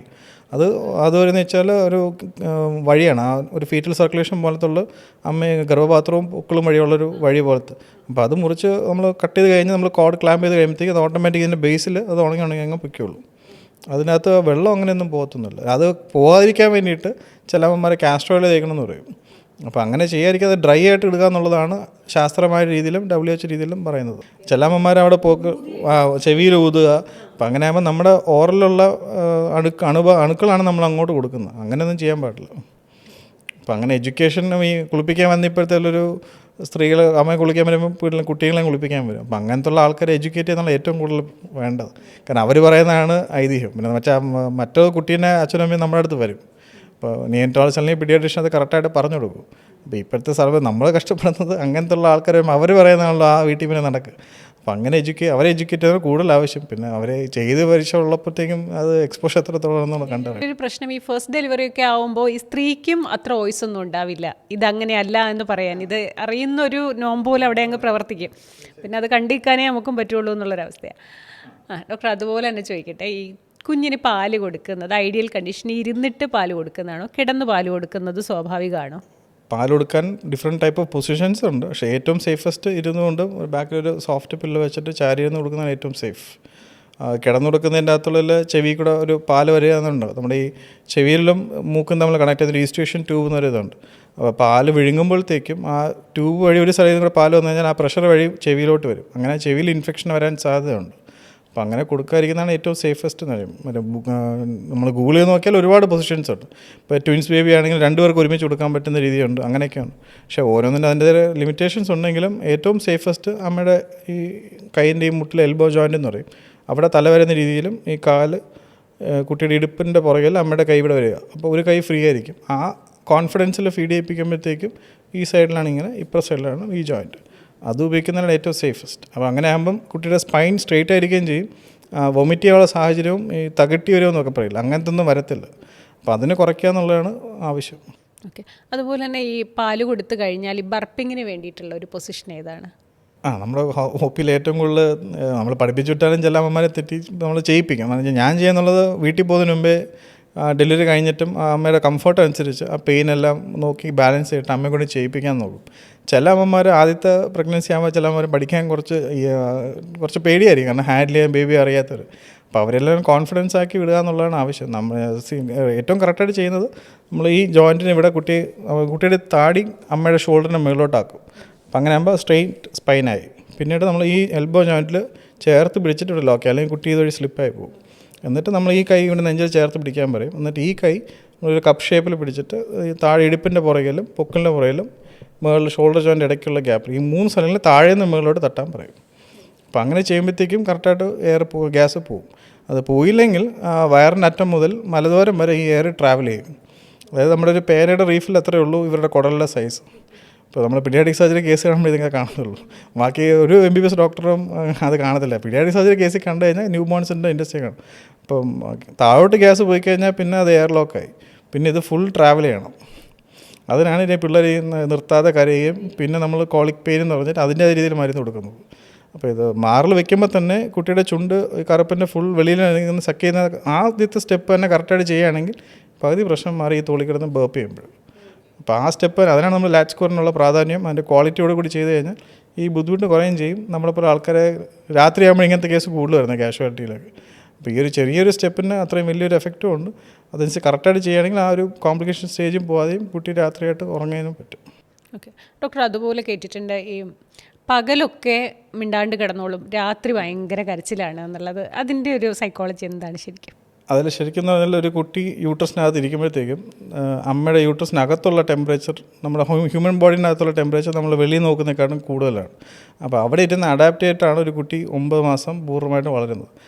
ശരിക്കും പറഞ്ഞാൽ പെരിനെറ്റോളജി എന്ന ഡിപ്പാർട്ട്മെൻറ്റ് പറയുന്നത് അതിനകത്ത് ആ ടെമ്പറേച്ചർ അതാണ് അഡാപ്റ്റ് ആവുന്നതും അമ്മയുടെ ശരീരത്തിനകത്തിരിക്കുമ്പോഴുള്ള കുടലിൻ്റെ സൗണ്ടും ഹാർട്ടിൻ്റെ ബീറ്റും. ഇത് രണ്ടുമാണ് അവർക്കൊരു നമ്മുടെ ഭാഷ പറഞ്ഞാൽ DJ മ്യൂസിക് പോലെ കേട്ടിട്ട് അവർ അഡാപ്റ്റ് ആവുന്നത്. അപ്പോൾ അമ്മയുടെ ഹാർട്ട് ബീറ്റ് എപ്പോൾ മാറിയാലും ഇവർക്കത് അറിയാനും പറ്റും. ഈ സൗണ്ട് സെയിം എൻവയോൺമെൻറ്റ് നമ്മൾ റീക്രിയേറ്റ് ചെയ്യണം. അപ്പോൾ രാവിലെ ആകുമ്പോൾ വെയിലുണ്ട്, ടെമ്പറേച്ചർ കറക്റ്റാണ്. പിന്നെ അമ്മയുടെ സ്കിൻ ടു സ്കിൻ കോൺടാക്റ്റ് മുലപ്പാൽ കൊടുക്കുമ്പോൾ വരികയും ചെയ്യും. ഇതേ സൗണ്ട് ഹൃദയത്തിൻ്റെ സൗണ്ടിൽ കേൾക്കുകയും ചെയ്യും. അപ്പോൾ അങ്ങനെ ആകുമ്പോൾ അഡാപ്റ്റ് ചെയ്ത് റീക്രിയേറ്റ് ചെയ്ത് കൊടുക്കുമ്പോൾ അവർ കംഫർട്ടായിട്ട് തുറന്നുറക്കും. പക്ഷേ രാത്രി ഈ വെയിലും ഇല്ല, ഈ അമ്മയുടെ സൈഡിൽ മാറി കിടക്കുമ്പോഴത്തേക്കും ആ ടെമ്പറേച്ചർ കിട്ടാതെ ആകുമ്പോൾ അവർ അലേർട്ടായിട്ട് കരയും. എന്നിട്ട് അതിനാണ് നമ്മൾ കിടത്തുമ്പോൾ തന്നെ കറക്റ്റായിട്ടുള്ള ടെമ്പറേച്ചർ പൊതിഞ്ഞ് കിടത്തുകയും അമ്മയുടെ സ്കിൻ ടു സ്കിൻ കോൺടാക്ട് ചെയ്തുകൊണ്ട് കണ്ടിന്യൂസ് ആയി കിടത്തണമെന്ന് പറയുന്നതും. അപ്പോൾ അങ്ങനെ ആകുമ്പം ഒരു മുലപ്പാൽ കിട്ടുന്ന ഒരു കുട്ടിക്ക് കറക്റ്റായിട്ട് 3 മണിക്കൂറായിട്ട് പാൽ കിട്ടുകയും വേണം. പൊതിഞ്ഞെടുത്തുന്ന രീതി കറക്റ്റായിട്ട് ചെയ്യുകയാണെങ്കിൽ പിറ്റേ ദിവസം വെയിറ്റ് കുറയത്തില്ല. അപ്പോൾ കറക്റ്റായിട്ടുള്ള ബേബി കെയർ ആണെങ്കിൽ പ്രീ ടേംസ് ആണെങ്കിൽ 15 to 20 grams കൂടും കെയർ. അപ്പോൾ നമ്മൾ OP വരുമ്പോഴത്തേക്ക് അതാണ് ചെക്ക് ചെയ്തത്. ജനിച്ചപ്പോൾ ഉള്ള വെയിറ്റ്, ഡിസ്ചാർജ് ആയപ്പോൾ ഉള്ള വെയിറ്റ്, ഫോളോ അപ്പിന് വരുന്ന ഡേറ്റ്, ഈ 3 വെയിറ്റ് നമ്മൾ താരതമ്യപ്പെടുത്തി ഒരു കണക്കുണ്ട്. ആ കണക്കനുസരിച്ച് കറക്റ്റായിട്ട് കൂടുന്ന ഇതാണെങ്കിൽ നമ്മളൊരു ഗ്രാഫുണ്ട്. ആ ഗ്രോത്ത് ചാർട്ടില്ലാത്ത ലെങ്ത്തും വെയിറ്റും ഹെഡ് സർക്കംഫറൻസും ഈ 3 അസസ് ചെയ്ത് നോക്കി നമ്മളൊരു ചാർട്ട് ചെയ്ത് നോക്കും. അതിനകത്ത് കേർവ് അനുസരിച്ച് മുകളിലോട്ടാണെന്നുണ്ടെങ്കിൽ നമ്മളത് നോക്കുന്നു ഇല്ല. 10 സെൻറ്റിൻ്റെ താഴെ ഉണ്ടെങ്കിൽ നമ്മൾ അലേർട്ട് ആവത്തുള്ളൂ. അങ്ങനെ അതല്ലെങ്കിൽ ഒരു വീട്ടിൽ പോകുന്ന സമയത്ത് അമ്മമാർക്ക് നമ്മളൊരു ട്രിവാൻഡ്രം ഡെവലപ്മെൻറ്റ് സ്ക്രീനിങ് ചാർട്ട് എന്നൊരു ചാർട്ടുണ്ട്. ഒരു നവജാത ശിശു ജനിച്ചിട്ട് ചെയ്യുന്ന കാര്യങ്ങൾ, ഓരോ പ്രായത്തിനനുസരിച്ച് ചെയ്യുന്ന കാര്യങ്ങൾ എങ്ങനെയാണെന്ന് നോക്കും. അപ്പോൾ അത് അവരെ കൊണ്ട് എഡ്യൂക്കേറ്റ് ചെയ്യാം. അത് നമ്മുടെ SITയിലുള്ള ഒരു MKSR പ്രൊഫസർ ഉണ്ടാക്കിയൊരു ചാർട്ടാണ്. അപ്പോൾ അത് തന്നെയാണ് നമ്മൾ ലോകമെമ്പാടും ഒരു കോമൺലി ഉപയോഗിക്കുന്നത്. അത് തന്നെയാണ് ഏറ്റവും ബേസിക്കായിട്ടും ഒരു എഡ്യൂക്കേഷൻ വലിയ കുഴപ്പമില്ലാത്തൊരു എഡ്യൂക്കേഷനുള്ള അമ്മമാർക്ക് അത് ഉപയോഗിക്കാനും പറ്റും. ഡോക്ടർ, അതുപോലെ ഒരു കുഞ്ഞിന് മതിയായ മുലപ്പാൽ കിട്ടിയോ എന്ന് അറിയാൻ എന്തെങ്കിലും വഴിയുണ്ടോ? ഈ കരയുമ്പോൾ വിശക്കുന്നു എന്നുള്ളതല്ലാതെ അതിനകത്തുള്ള ഡേഞ്ചറസ് ഭാഗം എന്ന് വെച്ചാൽ എല്ലാ അമ്മമാരും നുണയുന്നത് കണ്ടിട്ട് മാറിലോട്ടേക്കാണ് പോകും. അപ്പോൾ അങ്ങനെ ആകുമ്പോൾ ശരിക്കും പറഞ്ഞാൽ ഈ 3 hours ഗ്യാപ്പ് എന്ന് പറയുന്നത് ഒരു കുട്ടിക്ക് മുലപ്പാൽ 2 സൈഡിൽ നിന്ന് കൂടെ കൊടുക്കുകയും വേണം. കറക്റ്റായിട്ട് കിട്ടുന്ന ഈ 3 മണിക്കൂറിനകത്ത് ടൈമിൽ അമ്മയുടെ മാറിലെ പാലുണ്ടാകാൻ കൂടെ സമയം കൂടെയാണ്. അപ്പോൾ അതിനകത്ത് ഈ കട്ടിപ്പാൽ, നേരത്തെ പറഞ്ഞാൽ കട്ടിപ്പാലും വെള്ളം പോലത്തെ പാലെന്നുള്ളതിൽ ആ കട്ടിപ്പാലും കൂടെ കറക്റ്റായിട്ട് ഈ 3 മണിക്കൂർ ഗ്യാപ്പ് ഉണ്ടെങ്കിൽ മാത്രമേ ആ ഉൽപ്പാദനം ഉണ്ടാവൂ. അപ്പോൾ ആ ഉൽപ്പാദന സമയം കിട്ടാതെ ഇങ്ങനെ നുണഞ്ഞുകൊണ്ടിരിക്കുകയാണെങ്കിൽ ആ വെള്ളം പോലത്തെ പാല് മാത്രമേ കിട്ടത്തുള്ളൂ, കട്ടിപ്പാൽ കിട്ടത്തുമില്ല. അങ്ങനെ ആകുമ്പം ചില അമ്മമാരെ കൺസേൺ വരും, 2 ദിവസമായി മോഷൻ പോയിട്ട് 4 ദിവസമായി മോഷൻ പോയിട്ടെന്ന് പറയും. അപ്പം അങ്ങനെ അതിനർത്ഥം വെള്ളം പോലത്തെ പാല് മാത്രമേ കിട്ടുന്നുള്ളൂ. അപ്പോൾ നമ്മൾ തിരിച്ച് ഫീഡ് ചെയ്യുന്ന പാറ്റേൺ നോക്കും. ഫീഡിങ് പാറ്റേൺ എങ്ങനെയെന്നനുസരിച്ചാണ് നമ്മൾ ഈ ഒരു അസസ്മെൻറ്റ് ചെയ്യുക. അതും കുട്ടിയുടെ കുഴപ്പമില്ല, അമ്മയുടെ ഒന്നില്ലെങ്കിൽ ഈ ടൈമിംഗ് ആയിരിക്കും പ്രശ്നം, അല്ലെങ്കിൽ അമ്മയുടെ ഡയറ്റ് വെയിറ്റ് കൂടുമെന്നും പറഞ്ഞിട്ട് ചൂസ് ചെയ്ത് കഴിക്കും ചില അമ്മമാർ. ആ ചൂസ് ചെയ്ത് കഴിക്കുമ്പോൾ ഓട്ടോമാറ്റിക് പാലിൽ പ്രൊഡക്ഷൻ്റെ ന്യൂട്രീഷൻ കുറയുകയും ചെയ്യും, ക്വാളിറ്റിയും കുറയുമ്പം ഈ പ്രശ്നം കുട്ടികൾക്കും ഉണ്ടാവും. ഡോക്ടർ നേരത്തെ പറഞ്ഞൊരു ക്വസ്റ്റ്യൻ്റെ, അതായത് വയറിനുള്ളിൽ അമ്മയുടെ ഹാർട്ട് ബീറ്റ് കേട്ട് കിടക്കുന്ന കുഞ്ഞാണ്.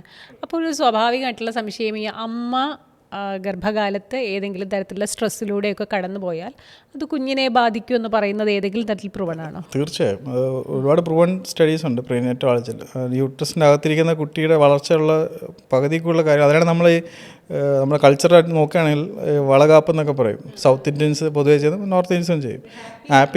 അമ്മേനെ ഹാപ്പിയാക്കാൻ വേണ്ടി ഇടയ്ക്കിടയ്ക്ക് ഒരു ഫാമിലി ഗെറ്റ് എല്ലാം കൂടെ ചേർന്ന് കാണിക്കും. അതാണിപ്പോൾ നമ്മളെല്ലാവരും ചെയ്യുന്നത്. നമ്മളിപ്പം ശരിക്കും പറഞ്ഞാൽ ഈവൻറ്റ് മാനേജ്മെൻ്റ് അകത്ത് അതും ചെയ്യുന്നുണ്ട്, വളകാപ്പ് വയറ് കാണിക്കൽ ചടങ്ങ് എന്നൊക്കെ പറഞ്ഞിട്ട്. അപ്പോൾ അതിൻ്റെ ഉദ്ദേശം എല്ലാവരും ഒത്തുചേർന്ന ഒരു ഗെറ്റ് ടുഗദർ പോലെ ആക്കുമ്പോൾ അമ്മേനെ ഹാപ്പി ആക്കുക എന്നുള്ളതാണ് ആവശ്യം. സ്ട്രെസ് ഹോർമോൺസ് ആണ് ഇതിന് പകുതി കൂടുതൽ. അപ്പോൾ അങ്ങനെ ഒരു യൂട്രസിനകത്ത് ഇരിക്കുന്ന സമയത്തുള്ള ഒരു വളർച്ച തന്നെയാണ് നോക്കുന്നത്, ഫീറ്റൽ ന്യൂട്രീഷൻ എന്നുള്ളത്. അപ്പോൾ അതിന് ഹെൽപ്പ് ചെയ്യുന്നതിനുള്ളത് നല്ല കാര്യങ്ങളൊക്കെ കേൾക്കുമ്പോൾ ചില അമ്മമാർ പറയില്ല, ഇപ്പം ചെറുപ്പം മുതൽ പാട്ട് പാടിച്ചുകൊണ്ട് പാട്ട് കേൾക്കുമ്പോൾ ആ സെയിം പാട്ട് കേൾക്കുമ്പോൾ ഉറങ്ങിപ്പോകുന്നൊക്കെ പറയും. അങ്ങനെ സംസാരിക്കാനൊക്കെ പറയുന്നത് അതുകൊണ്ടാണ്. അതായത് അവരുടെ കേൾവി ഉള്ള കാര്യങ്ങൾ അവർ യൂട്രസിനകത്തുള്ള വെള്ളം വഴി ആ വൈബ്രേഷൻ കൂടെ അവർ കേൾക്കുന്നുണ്ട്. അപ്പോൾ അമ്മയുടെ BP മാറ്റം വരുമ്പോൾ കുട്ടിയുടെ BP മാറുന്നത് അതുകൊണ്ടാണ്. അമ്മ ഏത് മൂഡിലാണോ ഉള്ളത് അതനുസരിച്ചായിരിക്കും കുട്ടിയുടെ മാറ്റങ്ങളുണ്ടാവും. പിന്നെ അങ്ങനെ ഉള്ള പ്രശ്നങ്ങളിലാണ് നമ്മൾ ഇപ്പോൾ ശാസ്ത്രീയമായിട്ട് പറയുന്നത് ഓട്ടിസം ഉള്ള കുട്ടികൾ അല്ലെങ്കിൽ അങ്ങനത്തെ ഇൻ്റലക്ച്വൽ ഡിസേബിലിറ്റി ഒക്കെ ഉണ്ടാകുന്ന കാര്യങ്ങളൊക്കെ, ലേണിംഗ് ഡിസേബിലിറ്റി ഒക്കെ ഉണ്ടാകുന്ന സാഹചര്യം അങ്ങനെയെല്ലാം വരാറുണ്ട്. ശാസ്ത്രീയമായിട്ട് പ്രൂവണമാണ്. ഓക്കെ ഡോക്ടർ, അതുപോലെ തന്നെ ഈ അമ്മ കഴിക്കുന്ന അയൺ ഫോളിക് ആസിഡ് ടാബ്ലറ്റ്സിനെ കുറിച്ച് കേട്ടിട്ടുണ്ട്. എനിക്ക് ഓർമ്മയുണ്ട്, ഞാൻ അന്ന് സോഷ്യൽ ജസ്റ്റിസിൽ വർക്ക് ചെയ്യുകയാണ്. അപ്പോൾ എൻ്റെ ഒരു ഫ്രണ്ട് ഇങ്ങനെ പറയുമായിരുന്നു, വൈൻസ്റ്റീൻ്റെ അമ്മയൊക്കെ ഇത് കഴിച്ചിട്ടായിരിക്കും ഇത്ര ബുദ്ധി എന്ന് പറഞ്ഞിട്ട് അവളിങ്ങനെ കഴിക്കാണ്ട് വെക്കുന്നത് ഞാൻ കണ്ടിട്ടുണ്ട്. അപ്പോൾ ഇത് വളരെ ഇമ്പോർട്ടൻ്റ്, വളരെ ഇമ്പോർട്ടൻ്റ് ആണ്. നമ്മൾ ഇപ്പോഴത്തെ ഒരു പ്രോട്ടോക്കോൾ അനുസരിച്ചാണെങ്കിൽ ഇങ്ങനത്തെ നേരത്തെ പറഞ്ഞല്ലോ, നമ്മൾ ഈ WHO എന്ന് പറയുന്നൊരു ലോകമെമ്പാടുള്ള ഹെൽത്ത് ഓർഗനൈസേഷൻ ചെയ്യുന്നതിൻ്റെ അവരുടെ ഉദ്ദേശം എന്ന് പറയുന്നത് നമ്മൾ ജനറേഷൻസ് ആയിട്ട് കൈമാറി വരുന്നത്, എന്നെ പോലത്തെ ഏത് ഡോക്ടേഴ്സ് ആയാലും അല്ലെങ്കിൽ ഒരു ഹാപ്പി ഫാമിലി ആയിട്ടുള്ളവർ ഇൻഫൻറ്റ് മോർട്ടാലിറ്റി റേറ്റ് എന്നുള്ളതാണ് നോക്കുന്നത്. അപ്പോൾ അങ്ങനെയുള്ള സമയത്ത് ഈ ഡെവലപ്മെൻറ്റിൻ്റെ പ്രാധാന്യം ഈ യൂട്രസിനകത്ത് ഇരിക്കുമ്പോൾ തന്നെ അമ്മ കഴിക്കുന്ന ആഹാരത്തിൻ്റെ ക്വാളിറ്റി അനുസരിച്ചാണ്. അപ്പോൾ അതനുസരിച്ച് കഴിക്കുന്ന ന്യൂട്രീഷൻ അനുസരിച്ചിരിക്കും കുട്ടിയുടെ ഡെവലപ്മെൻറ്റ്. അപ്പോൾ അതനുസരിച്ചിരിക്കും കുട്ടിയുടെ ആരോഗ്യവും അവസ്ഥയും പിന്നെ കുട്ടിയുടെ വെയിറ്റ് ഉണ്ടാവുകയും. അപ്പോൾ ഹെൽത്തി ആയിട്ടുള്ള രീതിയിലാണെങ്കിൽ ഈ ഒരു ജേർണി നല്ല രീതിയിലായിട്ടാണ് പോകും. ഫോളിക് ആസിഡ് എത്ര ഇമ്പോർട്ടൻ്റ്? ഫോളിക് ആസിഡും അയൺ എന്ന് പറയുന്നത് നമ്മൾ പ്രഗ്നൻ്റ് ആവുന്നതിന് 3 മാസം മുന്നേ, കൺസീവ് ചെയ്യുന്നതിൻ്റെ 3 മാസം മുന്നേ നമ്മളൊരു ഗൈനക്കോളജിസ്റ്റിനെ കാണുകയാണെങ്കിൽ, അവർ OBG ഡോക്ടറെ കാണുകയാണെങ്കിൽ ഒബ്സ്ട്രിക്സ് എന്നുള്ള ഡിപ്പാർട്ട്മെൻറ്റാണ് അവർ ഹാൻഡിൽ ചെയ്യുന്നത്. അപ്പോൾ അവരുടെ അടുത്ത് ഒരു ഫാമിലി കപ്പിൾ ഇങ്ങനെ പ്രഗ്നൻ്റ് ആവാൻ പ്ലാൻ ആണെന്നുണ്ടെങ്കിൽ തന്നെ അവിടെ തന്നെ നമ്മൾ സ്റ്റാർട്ട് ചെയ്യും. അത് സ്റ്റാർട്ട് ചെയ്തതിൻ്റെ 3 ദിവസത്തെ കോഴ്സ് കഴിയുമ്പോഴാണ് ഒരു കൺസീവ് ആകാൻ പറയുന്നത്. പിന്നെ ആ ടൈമിനുള്ളിൽ തന്നെ അമ്മയുടെയും അച്ഛൻ്റെയും ഹെൽത്ത് സ്റ്റാറ്റസ് നമ്മൾ ചെക്ക് ചെയ്യും. അവരുടെ ആരോഗ്യമായ രീതിയിൽ ഒരു കുഴപ്പമില്ല. അതായത് ചില കേസുകളിനകത്ത് നമ്മൾ പൊതുവേ ചെക്ക് ചെയ്യാറുള്ളത് ഈ അച്ഛനും അമ്മയുടെയും സ്കിന്നിലുള്ള എന്തെങ്കിലും ഇഷ്യൂസ് ഉണ്ടെങ്കിൽ ജനറ്റിക് സ്റ്റഡിയൊക്കെ നോക്കും. കുടുംബത്തിനകത്ത് വൈകല്യങ്ങളുണ്ടോ ഇല്ലയെന്നുള്ള ടെസ്റ്റ് ചെയ്യും, ചോദിക്കും അതുണ്ടോ ഇല്ലെന്ന് ചെക്ക് ചെയ്യും. ചില സമയത്ത് ജനറ്റിക്സിൻ്റെ ഭാഗമായിട്ട് അടുത്ത് വരുന്ന കുട്ടിയായിരിക്കും ചിലപ്പോൾ എന്തെങ്കിലും വരുന്നത്, ഫാമിലിക്ക് ഉള്ളിൽ ജനിക്കുന്നുണ്ടെങ്കിൽ. അപ്പോൾ അങ്ങനത്തെ ഉള്ളത് അറിയാൻ വേണ്ടി നമ്മൾ ജനറ്റിക്സ് നേരത്തെ നമ്മൾ ചെയ്ത് വയ്ക്കും. പിന്നെ നമ്മൾ ഈ കോഴ്സിനുള്ളിൽ അയൺ ഫോളിക് ആസിഡ് കൊടുക്കുമ്പോഴത്തേക്കും ന്യൂറൽ ട്യൂബ് ഡിഫക്റ്റ് എന്ന് പറയും. അതായത് കുട്ടിയുടെ തലച്ചോറുണ്ടാകുന്ന നാഡി, സ്പൈനൽ കോഡ് ഉണ്ടാകുന്നുള്ള ഡിഫക്ട്സ് ഒക്കെ ഉണ്ട്. അപ്പോൾ അങ്ങനത്തെ ആവുന്ന സമയത്തുള്ളതിൽ നമ്മുടെ ശരീരത്തിനകത്ത് ഈ അയണും ഫോളിക് ആസിഡ് എന്ന് പറയുന്നത് ഫോളിക് ആസിഡാണ് പ്രാധാന്യം കൂടുതൽ. അതിൻ്റെ അളവ് നല്ലപോലെ നമ്മുടെ ശരീരത്തിലുണ്ടെങ്കിൽ മാത്രമേ ഈ വളർച്ചയുടെ നോർമലി ഇങ്ങനെ ഒരു സ്പൈനൽ കോഡ് തന്നെ നീളത്തിൽ വന്നിട്ട് സൈഡിൽ കൂടി ഇങ്ങനെ ഒരു എൻവലപ്പ് പോലെ ഇങ്ങനെ കവർ ചെയ്ത് വരുന്നതാണ്. അപ്പോൾ ഇതിനെല്ലാത്തിനും അതിനുള്ളൊരു മെറ്റീരിയൽ, ഒരു ടിഷ്യൂ ഫോർമേഷനുണ്ട്. ആ ഫോർമേഷൻ്റെ ക്വാളിറ്റിയാണ് കറക്റ്റ് ചെയ്ത് കൊടുക്കാനാണ് നമ്മളിത് കഴിക്കണമെന്ന് പറയുന്നത്. അപ്പോൾ അങ്ങനെ കഴിക്കുന്ന ഒരു മില്ലിഗ്രാം വെച്ചിട്ട് നമ്മൾ കഴിക്കും. അതനുസരിച്ചാണ് കുട്ടീനെ ആ ഒരു പ്രശ്നങ്ങളില്ലാതെ വളരാൻ നോക്കുന്നത്. ഓക്കെ ഡോക്ടർ, അതുപോലെ നമുക്കിനി കുഞ്ഞുങ്ങളിലേക്ക് തിരിച്ചു വന്നാൽ ഈ ഡെവലപ്മെൻറ്റൽ മൈൽ സ്റ്റോൺ എന്ന് കേട്ടിട്ടുണ്ട്. എന്തൊക്കെയാണ് പ്രധാനപ്പെട്ട ഡെവലപ്മെൻറ്റൽ മൈൽ സ്റ്റോൺ ഒരു അമ്മ ശ്രദ്ധിക്കേണ്ടത് ആദ്യകാലങ്ങളിൽ? ജനിക്കുമ്പോൾ തന്നെ നമ്മൾ മുലപ്പാൽ കുടിക്കുന്ന രീതിയിൽ തന്നെ നുണയുമ്പോൾ തന്നെ തലച്ചോറിനുള്ള 10 ക്രേനിയൽ നെർവുള്ള കാര്യം 12 ക്രേനിയൽ നെർവുണ്ട്. 12 cranial nerve. ആ 12 ക്രേനിയൽ നെർവ് വർക്ക് ചെയ്യുന്നതിൻ്റെ പകുതി നുണയുമ്പോൾ തന്നെ ഏകദേശം അസസ്മെൻറ്റ് കഴിഞ്ഞു. പിന്നെ വളർച്ച അനുസരിച്ച് കുട്ടിയുടെ ബാക്കി തലയിൽ നിന്ന് കാലിലോട്ടാണ് കുട്ടിയുടെ മസിൽസിൻ്റെ ടോൺ എന്ന് പറയും. ആ ഓരോ ടോൺ വളർന്നു വരുന്നത്. അപ്പോൾ അതനുസരിച്ചാണ് നമ്മൾ ഈ ചാർട്ട് നോക്കുമ്പോൾ കാണുന്നത് കുട്ടി വളരുന്ന സമയത്ത് ഇന്ന പ്രായത്തിന് ഇന്ന ചെയ്യുന്ന കാര്യങ്ങളുള്ളത്. അപ്പോൾ അതനുസരിച്ചൊരു ചാർട്ടാണ്. 0 to 5 ഉണ്ട്, 5 to 12 വരെ ഉണ്ട്. അപ്പോൾ അതനുസരിച്ച് ചെയ്യുന്നതിൽ ഓരോ കുട്ടികൾ ചെയ്യുന്ന കാര്യങ്ങൾ അതനുസരിച്ചെല്ലാം ഉണ്ട്. അതിന് നമ്മൾ തിരിക്കുന്ന ഗ്രോസ് മോട്ടർ എന്നൊരു ഇത് ചെയ്യും. അത് കുട്ടി നടക്കുന്ന രീതിയിലുള്ള എല്ലാ കാര്യങ്ങളും. പിന്നെ ഫൈൻ മോട്ടർ എന്നുള്ളത് പെൻസിൽ പിടിക്കുക, കളർ ചെയ്യുക, അങ്ങനത്തെ ഉള്ള കാര്യം. പിന്നെ സോഷ്യൽ ആൻഡ് അഡാപ്റ്റീവ് എന്ന് പറയും. പിന്നെ ലാംഗ്വേജ് എന്ന് പറയും. അപ്പോൾ ഈ അങ്ങനെ കോമൺ വേർഡൊക്കെ പറയും, മോണോസിലബിൾ വാക്കെന്നൊക്കെ പറയും. അപ്പം അതിനകത്തുള്ള കാര്യങ്ങൾ വരുന്നുണ്ടില്ലെന്ന് ജനറലി നമ്മൾ പറയും. പിന്നെ കഴുത്തുറച്ചോ എന്നുള്ളതാണ് മിക്ക അമ്മമാരുടെയും വരുന്നത്. അപ്പോൾ അങ്ങനെ നമ്മൾ പറയുന്നത് ഒരു 5 മാസം 4 മാസം ആവുന്നപ്പോൾ തന്നെ തറയിൽ പായ കിടത്തി കുട്ടിയെ കളിപ്പിക്കാൻ നോക്കുക. അപ്പം അങ്ങനെ ആകുമ്പോഴത്തേക്കാണ് അവർ ഈ നേരത്തെ പറഞ്ഞ പോലെ ടോൺ ഓഫ് മസിൽസ് കഴുത്തിൻ്റെ ഇവിടുന്ന് താഴോട്ടാണ് വളർന്നു വരിക, കയ്യിലും ഇങ്ങോട്ടാണ് സ്പ്രെഡ് ചെയ്ത് പോകുക. അങ്ങനെ ആകുമ്പോഴത്തേക്കും ആ കളിക്കുന്ന കൂട്ടത്തിലാണ് അവർ നേച്ചുറലി വളരുന്നതനുസരിച്ച് ആ മാറ്റങ്ങൾ വരികയും ഓരോ ഡെവലപ്മെൻറ്റ് സ്കൂളിൽ അമ്മയെ നമ്മൾ പഠിപ്പിക്കും. ഇപ്പോൾ പ്രീ ടൈമായിട്ട് ജനിച്ചു പോയാലും ഒരു ഹോസ്പിറ്റലിനെ സംബന്ധിച്ച് പ്രീ ടൈം ഡേ ക്ലിനിക്ക് കാണും. ആ ക്ലിനിക്കിനകത്ത് വരുന്നതിനേക്കും നമ്മൾ ഡെവലപ്മെൻറ്റൽ തെറാപ്പിസ്റ്റിനെ ഉൾപ്പെടുത്തിക്കൊണ്ട് ആദ്യം നമ്മൾ കുട്ടിയുടെ വെയിറ്റ്, ഡിസ്ചാർജ് ആയപ്പോഴുള്ള വെയിറ്റും ബർത്ത് വെയിറ്റും നമ്മൾ നോക്കും. എന്നിട്ട് അന്നത്തുള്ള വെയിറ്റും കുട്ടിയുടെ ഹെഡ് സർക്കംഫറൻസും ലെങ്ത്തും ഇത് ഗ്രാഫ് വെച്ച് നമ്മൾ പ്ലോട്ട് ചെയ്യും. അതായത് കുട്ടിയുടെ വെയിറ്റിനുള്ള കാര്യങ്ങൾ അങ്ങനെ. പിന്നെ അടുത്തത് ഈ പറഞ്ഞ ചാർട്ടിനകത്തുള്ള ഓരോ കാര്യങ്ങളും നമ്മൾ ചോദിക്കും. ഇന്നത് ചെയ്യുന്നുണ്ടോ, ഇന്നത് ചെയ്ത് തുടങ്ങുന്നതിൽ ഒന്ന് വരണമെന്നുണ്ട്, ചെയ്യുന്ന കാര്യങ്ങൾ ചിലത് പോകണമെന്നുമുണ്ട്. അപ്പോൾ അങ്ങനെ പോയോന്നുള്ളതും കൂടെ ചോദിക്കും. എല്ലാം വരുന്ന കാര്യം മാത്രമല്ല, ഈ ചെയ്തുകൊണ്ടിരുന്ന ചില കാര്യങ്ങൾ അത് കഴിഞ്ഞോന്നും കൂടെ ചോദിക്കും. അങ്ങനെയും കൂടെ ചോദിക്കുന്നതിൻ്റെ പ്രാധാന്യം ആ അമ്മയ്ക്ക് അത് എഡ്യൂക്കേറ്റ് ചെയ്തിട്ട്. ഇപ്പോൾ നമ്മൾ കേരള ഗവൺമെൻറ്റിനകത്തൊരു ബുക്കുണ്ട്, 1000 ദിവസങ്ങളിലെ കെയർ എന്നും പറഞ്ഞിട്ടുണ്ട്. ആ ബുക്ക് പൂർണ്ണമായിട്ട് വായിക്കുകയാണെങ്കിൽ തന്നെ അതിൽ പകുതിക്കുള്ളിൽ നമ്മുടെ അടുത്ത് വരേണ്ട കാര്യമില്ല. ചില അമ്മമാർ വായിക്കും, ചില അമ്മമാർ വായിക്കത്തില്ല. അത് വായിക്കുമ്പോൾ തന്നെ അതിനകത്തെല്ലാം ഉണ്ട്. ആ ചാർട്ട് അനുസരിച്ച് ചെയ്യാനുള്ളതും പിന്നെ അതനുസരിച്ച് എന്തെങ്കിലും മാറ്റങ്ങളുണ്ടെങ്കിൽ നമ്മൾ ഡെവലപ്മെൻറ്റ് തെറാപ്പിസ്റ്റിനെ കാണിക്കും. പിന്നെ അതിനകത്ത് ഇപ്പോഴാണെങ്കിൽ അതിന് ന്യൂറോ ഡെവലപ്മെൻറ്റൽ പീഡിയാട്രിക്സ് എന്നൊരു ചാപ്റ്ററുണ്ട്. എന്തെങ്കിലും ലക്ഷണങ്ങൾ അതിനകത്തുണ്ടെങ്കിൽ അവരെയും കൂടെ ഉൾപ്പെടുത്തും. എന്നിട്ട് അവരെയും കൂടെ എഡ്യൂക്കേറ്റ് ചെയ്ത് അവരെയും കൂടെ നമ്മൾ ടീം വർക്കായിട്ട് മൾട്ടി ഡിസിപ്ലിനറി അപ്രോച്ച് എന്ന് പറയും. അങ്ങനെ ഇപ്പോൾ ആ ഒരു കുട്ടിയെല്ലാം ഉണ്ടെങ്കിൽ അതിനകത്ത് പീഡിയാട്രിഷ്യൻ കാണും, ഡെവലപ്മെൻറ്റൽ തെറാപ്പിസ്റ്റ് കാണും, ഒക്കുപേഷണൽ തെറാപ്പിസ്റ്റ് കാണും, പിന്നെ ഡെവലപ്മെൻറ്റൽ പീഡിയാട്രിഷ്യൻ കാണും. പിന്നെ അവരുടെ ഒരു ഫോളോ അപ്പ് ചാർട്ട് പോലെ അവർക്കും വേറെ ഇതിൽ സ്കോറിങ്സ് ഉണ്ട്. അങ്ങനെ അവരെയും കൂടെ ഉൾപ്പെടുത്തിക്കൊണ്ട് ഒരു കുട്ടി നോർമലായിട്ടുള്ള കുട്ടി സ്കൂളിലോട്ട് ജോയിൻ ചെയ്ത് അവരുടെ അക്കാഡമിക് പെർഫോമൻസിലാക്കുക എന്നുള്ളതാണ് നമ്മുടെയും ലക്ഷ്യം. ഡോക്ടർ, ഈ ചാർട്ടിൻ്റെ കാര്യം അറിയാമെങ്കിലും ഒരു ജനറൽ അവയർനെസ്സിന് വേണ്ടി ചോദിക്കട്ടെ, ഏറ്റവും പ്രധാനമായിട്ട് ശ്രദ്ധിക്കേണ്ട കുറച്ച് കാര്യങ്ങൾ എന്തൊക്കെയാണ്? മുലപ്പാൽ കുടിക്കുമ്പോഴത്തേക്കും കുട്ടീൻ്റെ അമ്മയുടെ മുഖത്ത് കുട്ടി അമ്മയുടെ മുഖത്ത് നോക്കുന്നുണ്ടോ എന്നുള്ളതാണ്. ജനിക്കുമ്പോൾ ഉടനെ തന്നെ കുട്ടിയെ കാണത്തില്ല, ഒരു ബ്ലർ ഇമേജ് പോലെ കാണത്തുള്ളൂ. അപ്പോൾ അമ്മയുടെ മാറിലുള്ള മണവും പാലിൻ്റെ മണം കിട്ടുമ്പോഴും അമ്മയുടെ സൗണ്ട് കേൾക്കുമ്പോഴും കുട്ടി അലേർട്ടാവും, എല്ലാം ചെയ്യും. അപ്പോൾ തന്നെ എല്ലാം ആയി. ഏകദേശം കേൾവിയുടെ കാര്യമായി, മണമുള്ളത് മൂക്കിലുള്ള ക്രേനിയൽ നെർവിൻ്റെ ആയി, പിന്നെ നോക്കുന്നുണ്ടോ കണ്ണിൻ്റെ ഇതായി. അപ്പോൾ അങ്ങനെ തന്നെ ജനറലി നോക്കും. പിന്നെ അമ്മ അപ്പ എന്നൊക്കെ പറയുന്ന കാര്യങ്ങളും പിന്നെ ബാക്കിയെല്ലാം നമ്മൾ കൈ ഇങ്ങനെ അനക്കുന്ന രീതിയിലുള്ള കാര്യങ്ങളും ഗ്രോത്തൊക്കെയാണ്. പിന്നെ ജനിക്കുമ്പോഴത്തേക്കും നമ്മൾ ചില സമയത്ത് ചില അമ്മമാർ എഡ്യൂക്കേറ്റ് അല്ലാത്ത അമ്മമാർക്ക് ലാസ്റ്റ് ഉണ്ടായ മെൻസ്ട്രൽ പീരീഡിൻ്റെ ഡേറ്റ് അറിയാതെ വരുമ്പോഴത്തേക്കും ചെറിയ കൺഫ്യൂഷൻ ഒരു സാഹചര്യം ഉണ്ടാവുന്നത്. കുട്ടിയുടെ വളർച്ച എത്ര അളക്കാവുള്ളത്. അപ്പോൾ അങ്ങനത്തെ നമ്മളൊക്കെ അത് ബലാഡ് സ്കോറിംഗ് എന്ന് പറയും. അതൊരു കുട്ടിയുടെ ഒരു ജോയിൻ്റ് ആകുമ്പോൾ വളയുമ്പോൾ ഇത്ര എങ്ങനെയുണ്ട്, ഈ മസിൽസിൻ്റെ ടോൺ വരുമ്പോൾ എങ്ങനെയുണ്ടെന്നുള്ളതും, പിന്നെ ചെവിയുടെയും ഇപ്പോൾ ആൺകുട്ടിയാണെങ്കിലും നോക്കുമ്പോൾ ബ്രസ്റ്റിൻ്റെ എക്സാമിനേഷൻ നോക്കുമ്പോൾ എങ്ങനെയാണെന്നുള്ളതും, പിന്നെ നോർമലി റീപ്രൊഡക്റ്റീവ് ഓർഗൻ്റെ അവിടെ വജനിലിൻ്റെ അവിടെ വരുമ്പോൾ എങ്ങനെയാണെന്നുള്ളതും. അപ്പോൾ അങ്ങനത്തെ ജസ്റ്റേഷൻ ഏജ് അനുസരിച്ച് നമ്മൾ ആദ്യമേ ചെയ്യുകയും ചെയ്യും, കുട്ടിയുടെ വെയിറ്റ് വെച്ച് നോക്കുകയും ചെയ്യും. പിന്നീടാണ് ഈ മൈൽ സ്റ്റോൺസിൻ്റെ ചാർട്ട് വരുന്നത്. അപ്പോൾ 3 ചാർട്ട് വഴിയാണ് ഒരു കുട്ടി നവജാതശിശുക്കൾ എല്ലാവരും ജനിച്ച് നമ്മൾ കാൽക്കുലേറ്റ് ചെയ്യുകയും ചെയ്യും. അതനുസരിച്ച് വീട്ടിൽ നോർമൽ ബേബി ആയിട്ട് എടുക്കാൻ നോക്കും. ഡോക്ടർ, എന്തൊക്കെ ചെയ്തില്ലെങ്കിലാണ് നമ്മളൊരു ഡോക്ടറിൻ്റെ അടുത്തേക്ക് വരേണ്ടത്? ഒരു പീഡിയാട്രിഷ്യൻ ആയിക്കോട്ടെ, ഡോക്ടറുടെ അടുത്തായിക്കോട്ടെ, എപ്പോൾ നമ്മൾ കൊണ്ടുവരണം? നമ്മൾ ചില അമ്മമാർക്ക് ശ്രദ്ധിക്കുമ്പോൾ മുലപ്പാൽ എടുക്കുമ്പോഴത്തേക്കും കൈ വിറയ്ക്കുക എന്നൊക്കെ പറയും. ചിലരെല്ലാം നമ്മൾ കണ്ണ് കൃഷ്ണമണി മുകളിലോട്ട് പോവുക എന്നുള്ളത്, അങ്ങനെ ഫിറ്റ്സ് പോലത്തെ അങ്ങനെ എന്തെങ്കിലും ഉണ്ട് കാണപ്പെടുകയോ അല്ലെങ്കിൽ നുണയുന്നതിൻ്റെ തൊള്ളിൽ ശക്തി കുറയാന്നുള്ളത്. അപ്പോൾ അങ്ങനെ ആകുമ്പോഴത്തേക്കും ചില കുട്ടികൾക്ക് അണുബാധയും കൂടെ ആയിരിക്കാം, ഇത് തന്നെ ആവണം നിർബന്ധമില്ല. അപ്പോൾ അങ്ങനെയൊക്കെയുള്ള കുട്ടികളുണ്ടെങ്കിലാണ് നമ്മൾ കൊണ്ടുവരാൻ പറയുക. അങ്ങനെയൊക്കെ ആകുമ്പോഴാണ് തൈറോയിഡിൻ്റെ ഇഷ്യൂസ് ഉണ്ടെങ്കിൽ ഇങ്ങനെ ഉണ്ടാവും. പിന്നെ ചില കുട്ടികൾക്ക് ഈ ഗ്രോത്ത് നോർമൽ മൈൽ സ്റ്റോൺസ് ഒക്കെ ആയിരിക്കും, ചിലപ്പോൾ മോഷൻ പോകുമ്പോൾ ടൈറ്റായിട്ട് പോകും. അപ്പോൾ അതിൻ്റെ കോൺസ്റ്റിപ്പേഷൻ എന്ന് പറയുന്നതായിരിക്കും വരുന്നത്. പക്ഷേ അത് കോൺസ്റ്റിപ്പേഷൻ എന്നല്ല, ചിലപ്പോൾ തൈറോയിഡ് ഇഷ്യൂ കൂടെ ആയിരിക്കാം. അപ്പോൾ അങ്ങനെയൊക്കെ ആകുമ്പോഴാണ് നമ്മൾ ജനിച്ചപ്പോൾ ഉടനെ കേരള ഗവൺമെൻറ് പ്രോജക്റ്റ് ശലഭം എന്ന് പറയുന്ന പ്രോജക്റ്റിനെ തൈറോയിഡ് വെച്ചേക്കുന്നത് അതിനാണ്, ആ ടെസ്റ്റ് ചെയ്യാനും കുട്ടി മിസ്സായി പോകാതിരിക്കാൻ. പിന്നെ അതിൻ്റെ റിപ്പോർട്ട് അനുസരിച്ചാണ് അതിൻ്റെ വാല്യൂ മരുന്ന് കൊടുക്കണോ വേണ്ടേ തീരുമാനിക്കും. പിന്നെ ആ മൈൽ സ്റ്റോൺസ് അനുസരിച്ച് പോകും. അപ്പോൾ ഒരു കുട്ടി ജനിക്കുമ്പോഴത്തേക്കുള്ള അതിനകത്ത് ഡോക്യുമെൻറ്റേഷനുള്ള എല്ലാ കാര്യങ്ങളും ചെയ്തിട്ടാണ് ചാർട്ട് വഴി പോകുന്ന കുട്ടി. ഡോക്ടർ, അതുപോലെ തന്നെ നമ്മൾ ഈ ഓഗസ്റ്റ് മാസം ബ്രസ്റ്റ് ഫീഡിങ് അവയർനെസ് വീക്കായിട്ട് സെലിബ്രേറ്റ് ചെയ്യുന്നുണ്ട്.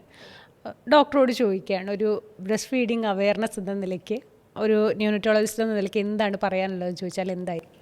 ഇപ്പോഴത്തെ ലേറ്റസ്റ്റ് ഉള്ളതിൽ നമ്മൾ അവയർനെസ് ഇപ്പം WHO പറയുന്നത് വർക്കിംഗ് വുമണിനും ബ്രസ്റ്റ് ഫീഡിങ് ചെയ്യാനുള്ള ഒരു റൈറ്റ്സ് ഉണ്ട്, അതിൻ്റെതായ ലീവ് സാങ്ഷൻ ചെയ്തിട്ടുള്ള ലീവ്സ് ഉണ്ട്. പിന്നെ ചില അമ്മമാരിപ്പം പറയുന്ന പോലെ ചില വർക്കിംഗ് പ്ലേസിൽ അമ്മമാർ കുട്ടികളെ കൊണ്ടുവരും. ഇപ്പോൾ നമ്മുടെ സെക്രട്ടേറിയറ്റിൽ പോലും ഡേ കെയർ സ്റ്റാർട്ട് ചെയ്തിട്ടുണ്ട്. അപ്പോൾ അവിടെ തന്നെ സംവിധാനത്തിന് ആയമാരും ഉണ്ട്. അപ്പോൾ വർക്ക് ചെയ്യുമ്പോൾ പോലും ഇടയ്ക്ക് ബ്രേക്ക് എടുത്ത് വന്ന് ഫീഡ് ചെയ്യിക്കുകയെന്നുള്ളത്. അപ്പോൾ വർക്കിംഗ് വുമണിന് ഫീഡിംഗ് ആണ് ഇപ്പോഴത്തെ കൂടുതൽ ചെയ്യുന്നത്. അതൊന്ന്. രണ്ടാമത്തത് മിൽക്ക് ബാങ്കിങ്ങിൻ്റെ പറ്റിയുള്ളതാണ്. അപ്പോൾ അതായത് ഒരു അമ്മ ഒരു കുട്ടിക്ക് മുലപ്പാൽ കൊടുക്കുന്നതിന് ഒരു ദിവ്യമായിട്ടുള്ള കാര്യം. അതിനെക്കാട്ടും പ്രാധാന്യമാണ് വേറൊരു കുട്ടിക്ക്, അറിയാത്തൊരു കുട്ടിക്ക് ഡൊണേറ്റ് ചെയ്യാൻ വേണ്ടി മിൽക്ക് ബാങ്കിൽ പോയി പാൽ കൊടുക്കുക എന്ന് പറയുന്നത്. ചില അമ്മമാർക്ക് പാലുണ്ടെങ്കിൽ പോലും ചില ആൾക്കാർ കളയും. അങ്ങനെ ചെയ്യാതെ അത്രയും പാലുണ്ടെങ്കിൽ ഒരു വിസിറ്റ് ചെയ്ത് മിൽക്ക് ബാങ്കിങ് ചെയ്തെങ്കിൽ അത്രയും വലിയൊരു പുണ്യമെന്ന് ഞാൻ. എനിക്ക് തോന്നുന്നു ഡോക്ടർ, അത് കുറേ അവയർനെസ്സിൻ്റെ കുറവുകൊണ്ടുകൂടിയായിരിക്കും ചെയ്യാതിരിക്കുക. നമുക്ക് എങ്ങനെയാണ് അത് ചെയ്യാൻ സാധിക്കുക എന്നൊന്ന് പറയാമോ? കോമൺലി ഉള്ള അവയർനെസ് പറഞ്ഞാൽ ഇപ്പോൾ എൻ്റെ കുട്ടിക്ക് കൊടുക്കുക അടുത്ത മണിക്കൂർ കഴിഞ്ഞാൽ പാലുണ്ടാവില്ല ഇല്ലെന്ന് അറിയില്ല എന്നുള്ളതാണ് കോമൺലി ഉള്ള സൈക്കോളജി. കാരണം സ്വന്തം കുട്ടിക്ക് കൊടുക്കുക എന്നുള്ള പ്രയോറിറ്റൈസേഷൻ എല്ലാവരും അമ്മയും അങ്ങനെ ചെയ്യും. അങ്ങനെ ഡ്രിപ്പ് ചെയ്ത് പോകുന്നുണ്ടെങ്കിൽ നമ്മൾ കളക്ട് ചെയ്ത് വെക്കാൻ പറയും. അതിനുശേഷം അത് ഒരു പാത്രത്തിൽ അടച്ചു വെക്കാൻ പറയുകയും ചെയ്യും. അതനുസരിച്ച് അല്ലെങ്കിൽ മിൽക്ക് ബാങ്കിൽ വിസിറ്റ് ചെയ്യുക എന്ന് പറയും. മിൽക്ക് ബാങ്കിൽ വിസിറ്റ് ചെയ്യുമ്പോഴത്തേക്കും നമുക്കത് വീട്ടിൽ നിന്ന് ചെയ്യാൻ പറ്റത്തില്ല. മിൽക്ക് ബാങ്കിൽ ഡൊണേറ്റ് ചെയ്യുമ്പോഴത്തേക്കും ആ ഡൊണേഷൻ സമയത്ത് നമ്മൾ നേരത്തെ ഒരു അമ്മ പ്രഗ്നൻ്റ് ആവുന്ന പോകുന്ന സാഹചര്യങ്ങളിൽ സീറോളജി ടെസ്റ്റ് ചെയ്യും, HIV, HPCG ഒക്കെ. അപ്പോൾ ചിലപ്പോൾ അതൊന്നും കൂടെ വേറൊരു സ്ഥാപനത്തിലാണ് റെക്കോർഡഡ് കേസാണെങ്കിലും കുഴപ്പമില്ല. അല്ലാതെ വേറെ ഔട്ട്സൈഡിൽ നിന്ന് വരുമ്പോഴത്തേക്കും അവർക്ക് അതൊന്നുകൂടെ ചിലപ്പോൾ ഒന്ന് ടെസ്റ്റ് ചെയ്യേണ്ടി വരും. അപ്പോൾ അങ്ങനത്തുള്ള ടെസ്റ്റ് ചെയ്യുമ്പോഴാണ് ഈ മിൽക്ക് ബാങ്കിൽ പോയി ചെയ്യുന്നതിനൊരു സാഹചര്യം വരുന്നത്. ഇപ്പോൾ ഫ്യൂച്ചറിൽ ചിലപ്പം ഇപ്പോൾ മിൽക്ക് ബാങ്ക് നമ്മുടെ ആദ്യമായിട്ട് കേരളത്തിൽ വരുന്നത് തൃശ്ശൂരിലും എറണാകുളത്താണ്. ഇപ്പോൾ ട്രിവാൻഡ്രത്തും നമ്മൾ SCT സ്റ്റാർട്ട് ചെയ്തിട്ടുണ്ട്. അപ്പോൾ ഇങ്ങനത്തുള്ള ഇത്രയും സെൻറ്റേഴ്സ് ഉണ്ടെന്നുള്ളതും പിന്നെ പാല് തരാൻ താല്പര്യമുണ്ടെങ്കിൽ വീട്ടിൽ പോയി കളക്ട് ചെയ്ത സംവിധാനം വരുമെന്നാണ് നമ്മുടെ NNF-നകത്തും IAP-നകത്തൊക്കെ പറയുന്നത് ഭാവിയിൽ. അപ്പം വീട്ടിൽ നിന്ന് ഓർഡർ ചെയ്യുന്നത് പോലെ തന്നെ പാല് കളക്ട് ചെയ്യുന്ന അങ്ങോട്ട് പോയി കളക്ട് ചെയ്യുക എന്നുള്ളത് ആ അമ്മയുടെ ഡേറ്റാ സിസ്റ്റം ഉണ്ടെങ്കിൽ കറക്റ്റ് ചെയ്യാൻ എളുപ്പമാണ്. അതല്ലെങ്കിൽ അമ്മ ഒന്ന് ബ്ലഡ് ടെസ്റ്റ് ചെയ്യാൻ വേണ്ടി പോകണമെന്നുള്ളൂ. അപ്പോൾ അങ്ങനെ ഡൊണേറ്റ് ചെയ്യാൻ തയ്യാറാക്കുക, ഒരു തുള്ളി പോലും കളയാതിരിക്കുക എന്നുള്ളതാണ് ഏറ്റവും പ്രാധാന്യം. കാരണം അത്രയും അമൂല്യമായൊരു കാര്യമാണ് ബ്രസ്റ്റ് മിൽക്ക് എന്ന് പറയുന്നത്. ഈ പാലില്ലാതിരിക്കുക, അതുകൊണ്ട് ഫോമുല ഫുഡ്സ് കൊടുക്കുക എന്ന് കേട്ടിട്ടുണ്ട്. ഇത് ഏത് തരത്തിലായിരിക്കും കുട്ടീൻ്റെ വളർച്ചയെ ബാധിക്കും? അങ്ങനെ ടെൻഷൻ അടിക്കുന്നവരും ഉണ്ട്. അപ്പോൾ എന്താണ് അതിനെക്കുറിച്ച് പറയാനുള്ളത്? അതിനകത്ത് പറയാനുള്ളതെന്ന് വെച്ചാൽ ഇപ്പം ഇതെല്ലാം ടെമ്പററി ഫീഡിങ്സ് എന്നേ ഉള്ളൂ, അല്ലാതെ ഒരിക്കലും അതല്ല. ബ്രസ്റ്റ് ഫീഡിങ് മിൽക്കിനുള്ള ക്വാളിറ്റി അതനുസരിച്ചുള്ളതേ ഉള്ളൂ. അപ്പം അമ്മയുടെ ഒക്കെ എന്തുകൊണ്ടാണ് അത് കൊടുക്കാൻ അത്രയും നോർമലി ചെയ്യേണ്ട കാര്യം പറ്റാത്ത എന്തെന്നുള്ള കാര്യം ഐഡൻറ്റിഫൈ ചെയ്യുക. മിക്കവാറിലും ഡയറ്റായിരിക്കും പ്രാധാന്യം. ചിലവർ വെജിറ്റേറിയൻസിലായിരിക്കും കുറച്ചുകൂടെ കൺഫ്യൂഷൻ ഉണ്ടാകുന്ന ഒരു സാഹചര്യം. അപ്പം അങ്ങനെയൊന്നുമില്ല. വെജൈനൽ ബർത്ത് C-സെക്ഷൻ അത് മുലപ്പാലുമായിട്ട് ബന്ധമുണ്ടാവും? അല്ല ഒരു പ്രൊഡക്ഷൻ ഉണ്ടാകുന്ന റേറ്റ് കുറച്ച് കുറവായിരിക്കും സിസേറിയൻ എന്നുള്ളതേ ഉള്ളൂ. പക്ഷേ അമ്മ എല്ലാ ആഹാരം കഴിച്ചു തുടങ്ങിയും 4 ലിറ്റർ വെള്ളത്തിൽ കൂടുതൽ കുടിക്കുകയാണെങ്കിൽ അമ്മയുടെ ശരീരത്തിൽ മുലപ്പാൽ ഉണ്ടാകാനുള്ള ഉൽപ്പാദനത്തിനുള്ള എല്ലാ കാര്യങ്ങളും ഉണ്ടാവണം. അതുള്ള ഏത് സ്ത്രീക്കും മുലപ്പാൽ കൊടുക്കാൻ പറ്റും. അങ്ങനെ അത് തുടർന്നുകൊണ്ട് പോകുക എന്നുള്ളതാണ് ആവശ്യം. നമ്മൾ 2.5 വയസ്സ് വരെ പറയും, 2 വയസ്സ് വരെ കൊടുത്തിട്ട് നിർത്തി തുടങ്ങാനും പറയും. അത് കൊടുക്കുക മാത്രമല്ല നിർത്തിയും കൂടെ പ്രാധാന്യമുണ്ട്. അല്ലെങ്കിൽ കൂടിപ്പോയാലും കുട്ടിക്കും ദോഷമാണ്, അമ്മയ്ക്കും ദോഷമാണ്. അപ്പോൾ അത് കറക്റ്റായി കൊടുക്കുക എന്നുള്ളതേ ഉള്ളൂ. ഈ 6 മാസം തൊട്ടാണോ നമ്മൾ വേറെ ഫുഡ് കൊടുത്തു തുടങ്ങേണ്ടത്? 7-ാം മാസത്തെ തുടങ്ങത്തിൽ നമ്മൾ മലയാളികൾ പൊതുവേ ചെയ്യുന്നത് നാടൻ ഏത്തയ്ക്കപ്പഴം പുഴുങ്ങിയത് ചെറിയ അളവിൽ ഓവർ ബോയിൽ ചെയ്യും. കാരണം അതിൻ്റെ സ്കിന്നിലാണ് ഒരു എൻസൈംസ് ഉള്ളത്. അപ്പോൾ അത് ഒരു ചെറിയൊരു ഇളം കറുപ്പൊക്കെ ആകുമ്പോഴാണ് അത് വെച്ചിട്ട് ഓവർ ബോയിൽ ചെയ്യും. അപ്പോൾ ആ സ്കിന്നിലുള്ളൊരു എൻസൈംസ് ഈ ഫ്രൂട്ടിലോട്ട് കയറി അത് ഓവർ ബോയിൽ ചെയ്ത് അത് സ്പൂൺ കൊണ്ട് ഉടച്ചു കൊടുക്കും.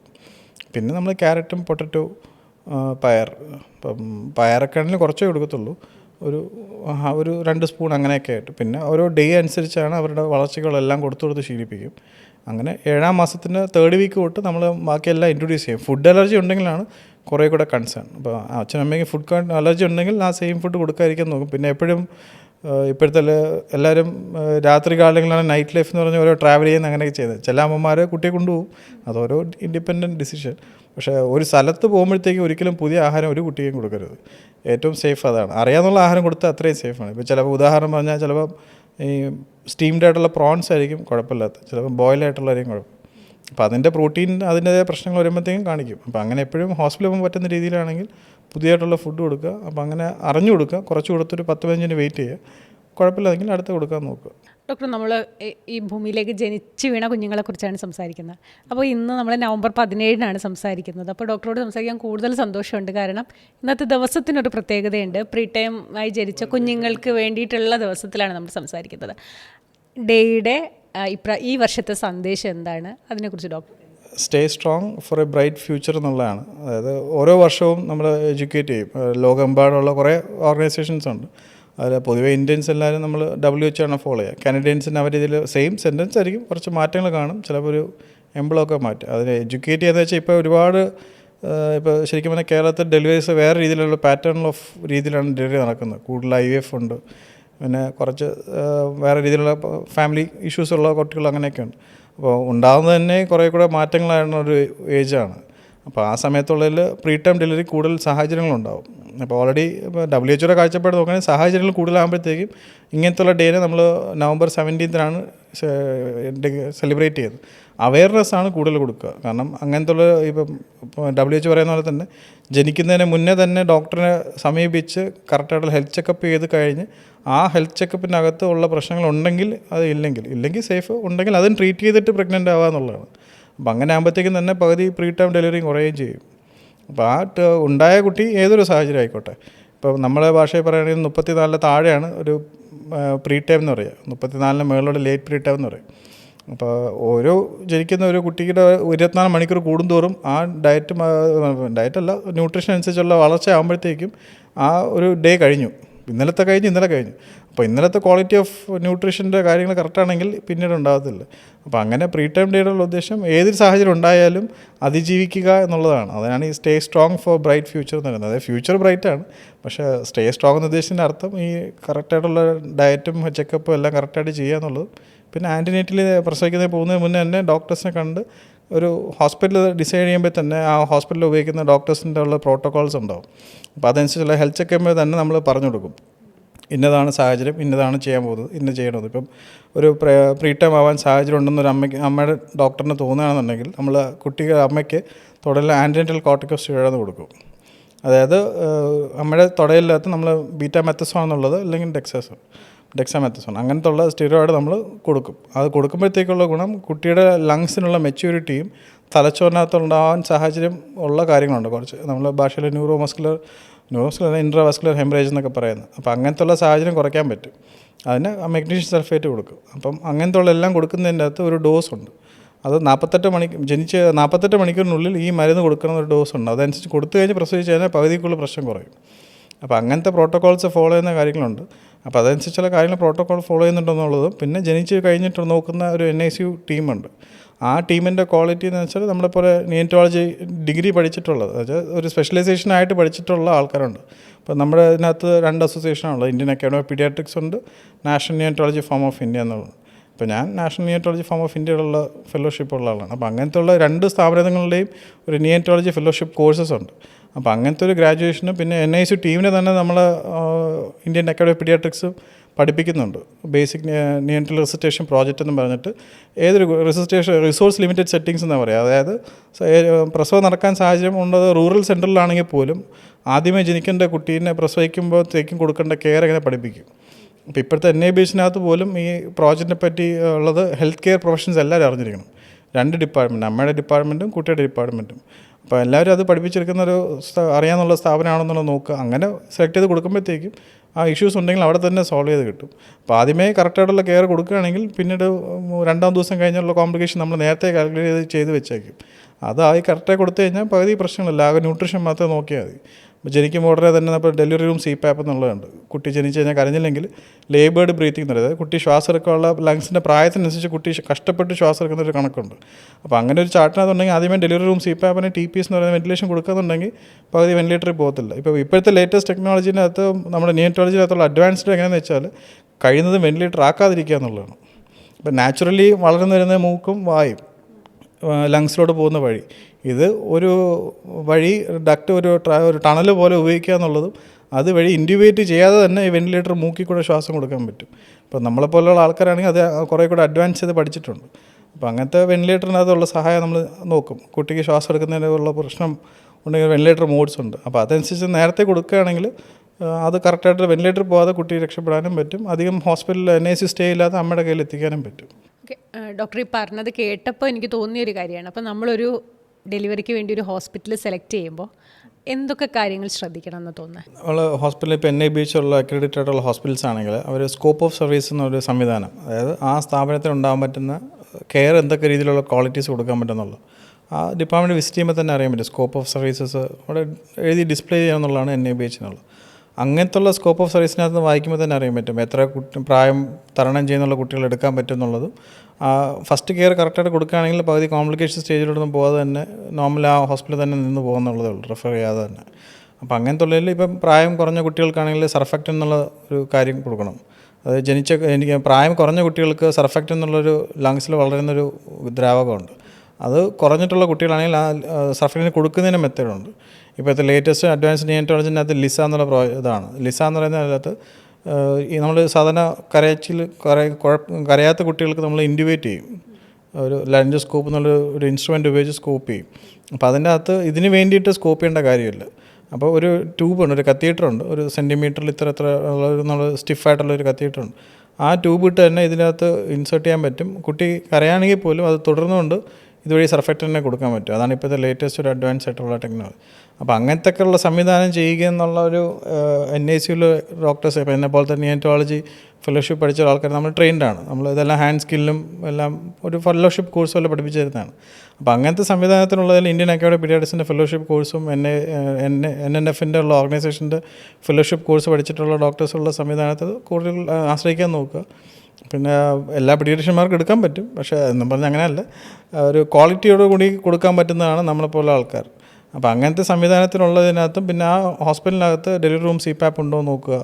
പിന്നെ ഇപ്പോൾ ഒരു എക്സ്ചേഞ്ച് ട്രാൻസ്ഫ്യൂഷൻ എന്നുള്ളൊരു പ്രക്രിയയുണ്ട്. അതായത് കുട്ടിയുടെ ശരീരത്തിൽ നിന്ന് ബ്ലഡ് എടുത്തിട്ട് തിരിച്ച് ബ്ലഡ് കൊടുക്കുന്ന കണ്ടീഷനുണ്ട്. അത്രയും മഞ്ഞ് ഒരുപാട് കൂടിപ്പോയി കഴിഞ്ഞാൽ അവർ ബ്രെയിനിലാണ് ഈ ബിലിറുബിൻ അഫക്റ്റ് ചെയ്യുക. അപ്പോൾ വൈകല്യം വരാൻ സാഹചര്യമുള്ളത്. അപ്പോൾ അങ്ങനത്തെ സമയത്ത് നമ്മൾ ഒരു ഡിസിഷൻ ആ സമയത്ത് എടുക്കണം. അപ്പോൾ അങ്ങനത്തെ പ്രൊസീജിയർ പോലും ചെയ്യാൻ പറ്റുന്നൊരു ഹോസ്പിറ്റലാണെന്ന് അത് ചൂസ് ചെയ്യുന്നതിലാണ് പ്രാധാന്യം. അപ്പോൾ ഒന്ന് ഒരു ക്വാളിറ്റി, ഒരു നിയോണറ്റോളജി എന്ന് പറയുന്ന ഡിപ്പാർട്ട്മെൻറ്റിലുള്ള ഡോക്ടേഴ്സ്, അതിനെപ്പോലത്തെ ആൾക്കാരെ പോലുള്ള ആൾക്കാരുടെ ആ ഒരു ഫെലോഷിപ്പ് കോഴ്സ് കഴിഞ്ഞിട്ട് ഡോക്ടേഴ്സാണെന്ന് പറഞ്ഞു കഴിഞ്ഞാൽ തന്നെ പകുതി കറക്റ്റായി ജനിച്ച് കഴിയുമ്പോൾ. പിന്നെ ജനിക്കുന്നതിന് മുന്നേ ഉള്ളത് ആ ഡോക്ടർ അമ്മമാരുടെ അതിൽ സ്പെഷ്യലൈസേഷൻ ചെയ്തിട്ടുള്ള ഡോക്ടേഴ്സ് ഉണ്ട്. ഹൈ റിസ്ക് പ്രഗ്നൻസി എടുക്കാൻ പറ്റുന്ന കണ്ടീഷനിലുള്ള എഡ്യൂക്കേറ്റഡ് എക്സ്പീരിയൻസ് ആയിട്ടുള്ള ആൾക്കാരുണ്ട്. ഓക്കെ, എനിക്ക് തോന്നുന്നു ഏതൊരു എമർജൻസി വന്നാലും അതിന് തരണം ചെയ്യാൻ പറ്റുന്ന സംവിധാനം വേണം. ഇപ്പോൾ എന്നെ പോലത്തെ ഡിപ്പാർട്ട്മെൻ്റ് ആണെങ്കിൽ ഇങ്ങനത്തെ മെഷീൻസ് വേണം. ഇപ്പോൾ ഉദാഹരണത്തിന് കരയാത്തൊരു കുട്ടിയാണ്, പ്രായം തികഞ്ഞിട്ട് കരയാത്തൊരു കുട്ടിയാണെങ്കിൽ നമ്മൾ കൂളിംഗ് തെറാപ്പി എന്ന് പറയും. അതായത് നോർമലി ഉള്ള കുട്ടിയുടെ ടെമ്പറേച്ചറിനെക്കാട്ടും നമ്മൾ 33 ഡിഗ്രി സെൽഷ്യസിലോട്ട് കുട്ടിയുടെ ബോഡി ടെമ്പറേച്ചർ കൊണ്ടുപോകും. അതായത് ഒരു കുട്ടി ജനിച്ചിട്ട് കരഞ്ഞില്ലെങ്കിൽ പ്രായം തികഞ്ഞൊരു കുട്ടിയും കരയാതിരിക്കുന്നതാണെങ്കിൽ നമ്മൾ കൂളിംഗ് തെറാപ്പി എന്ന് പറയും. അത് കരയാത്ത കുട്ടിക്ക് നമ്മൾ തലച്ചോറിൻ്റെ അകത്ത് ഒരു ഫ്രീ റാഡിക്കൽസ് എന്നുള്ളൊരു സ്റ്റോം വഴി കുട്ടികൾക്ക് ഫിറ്റ്സ് വരും.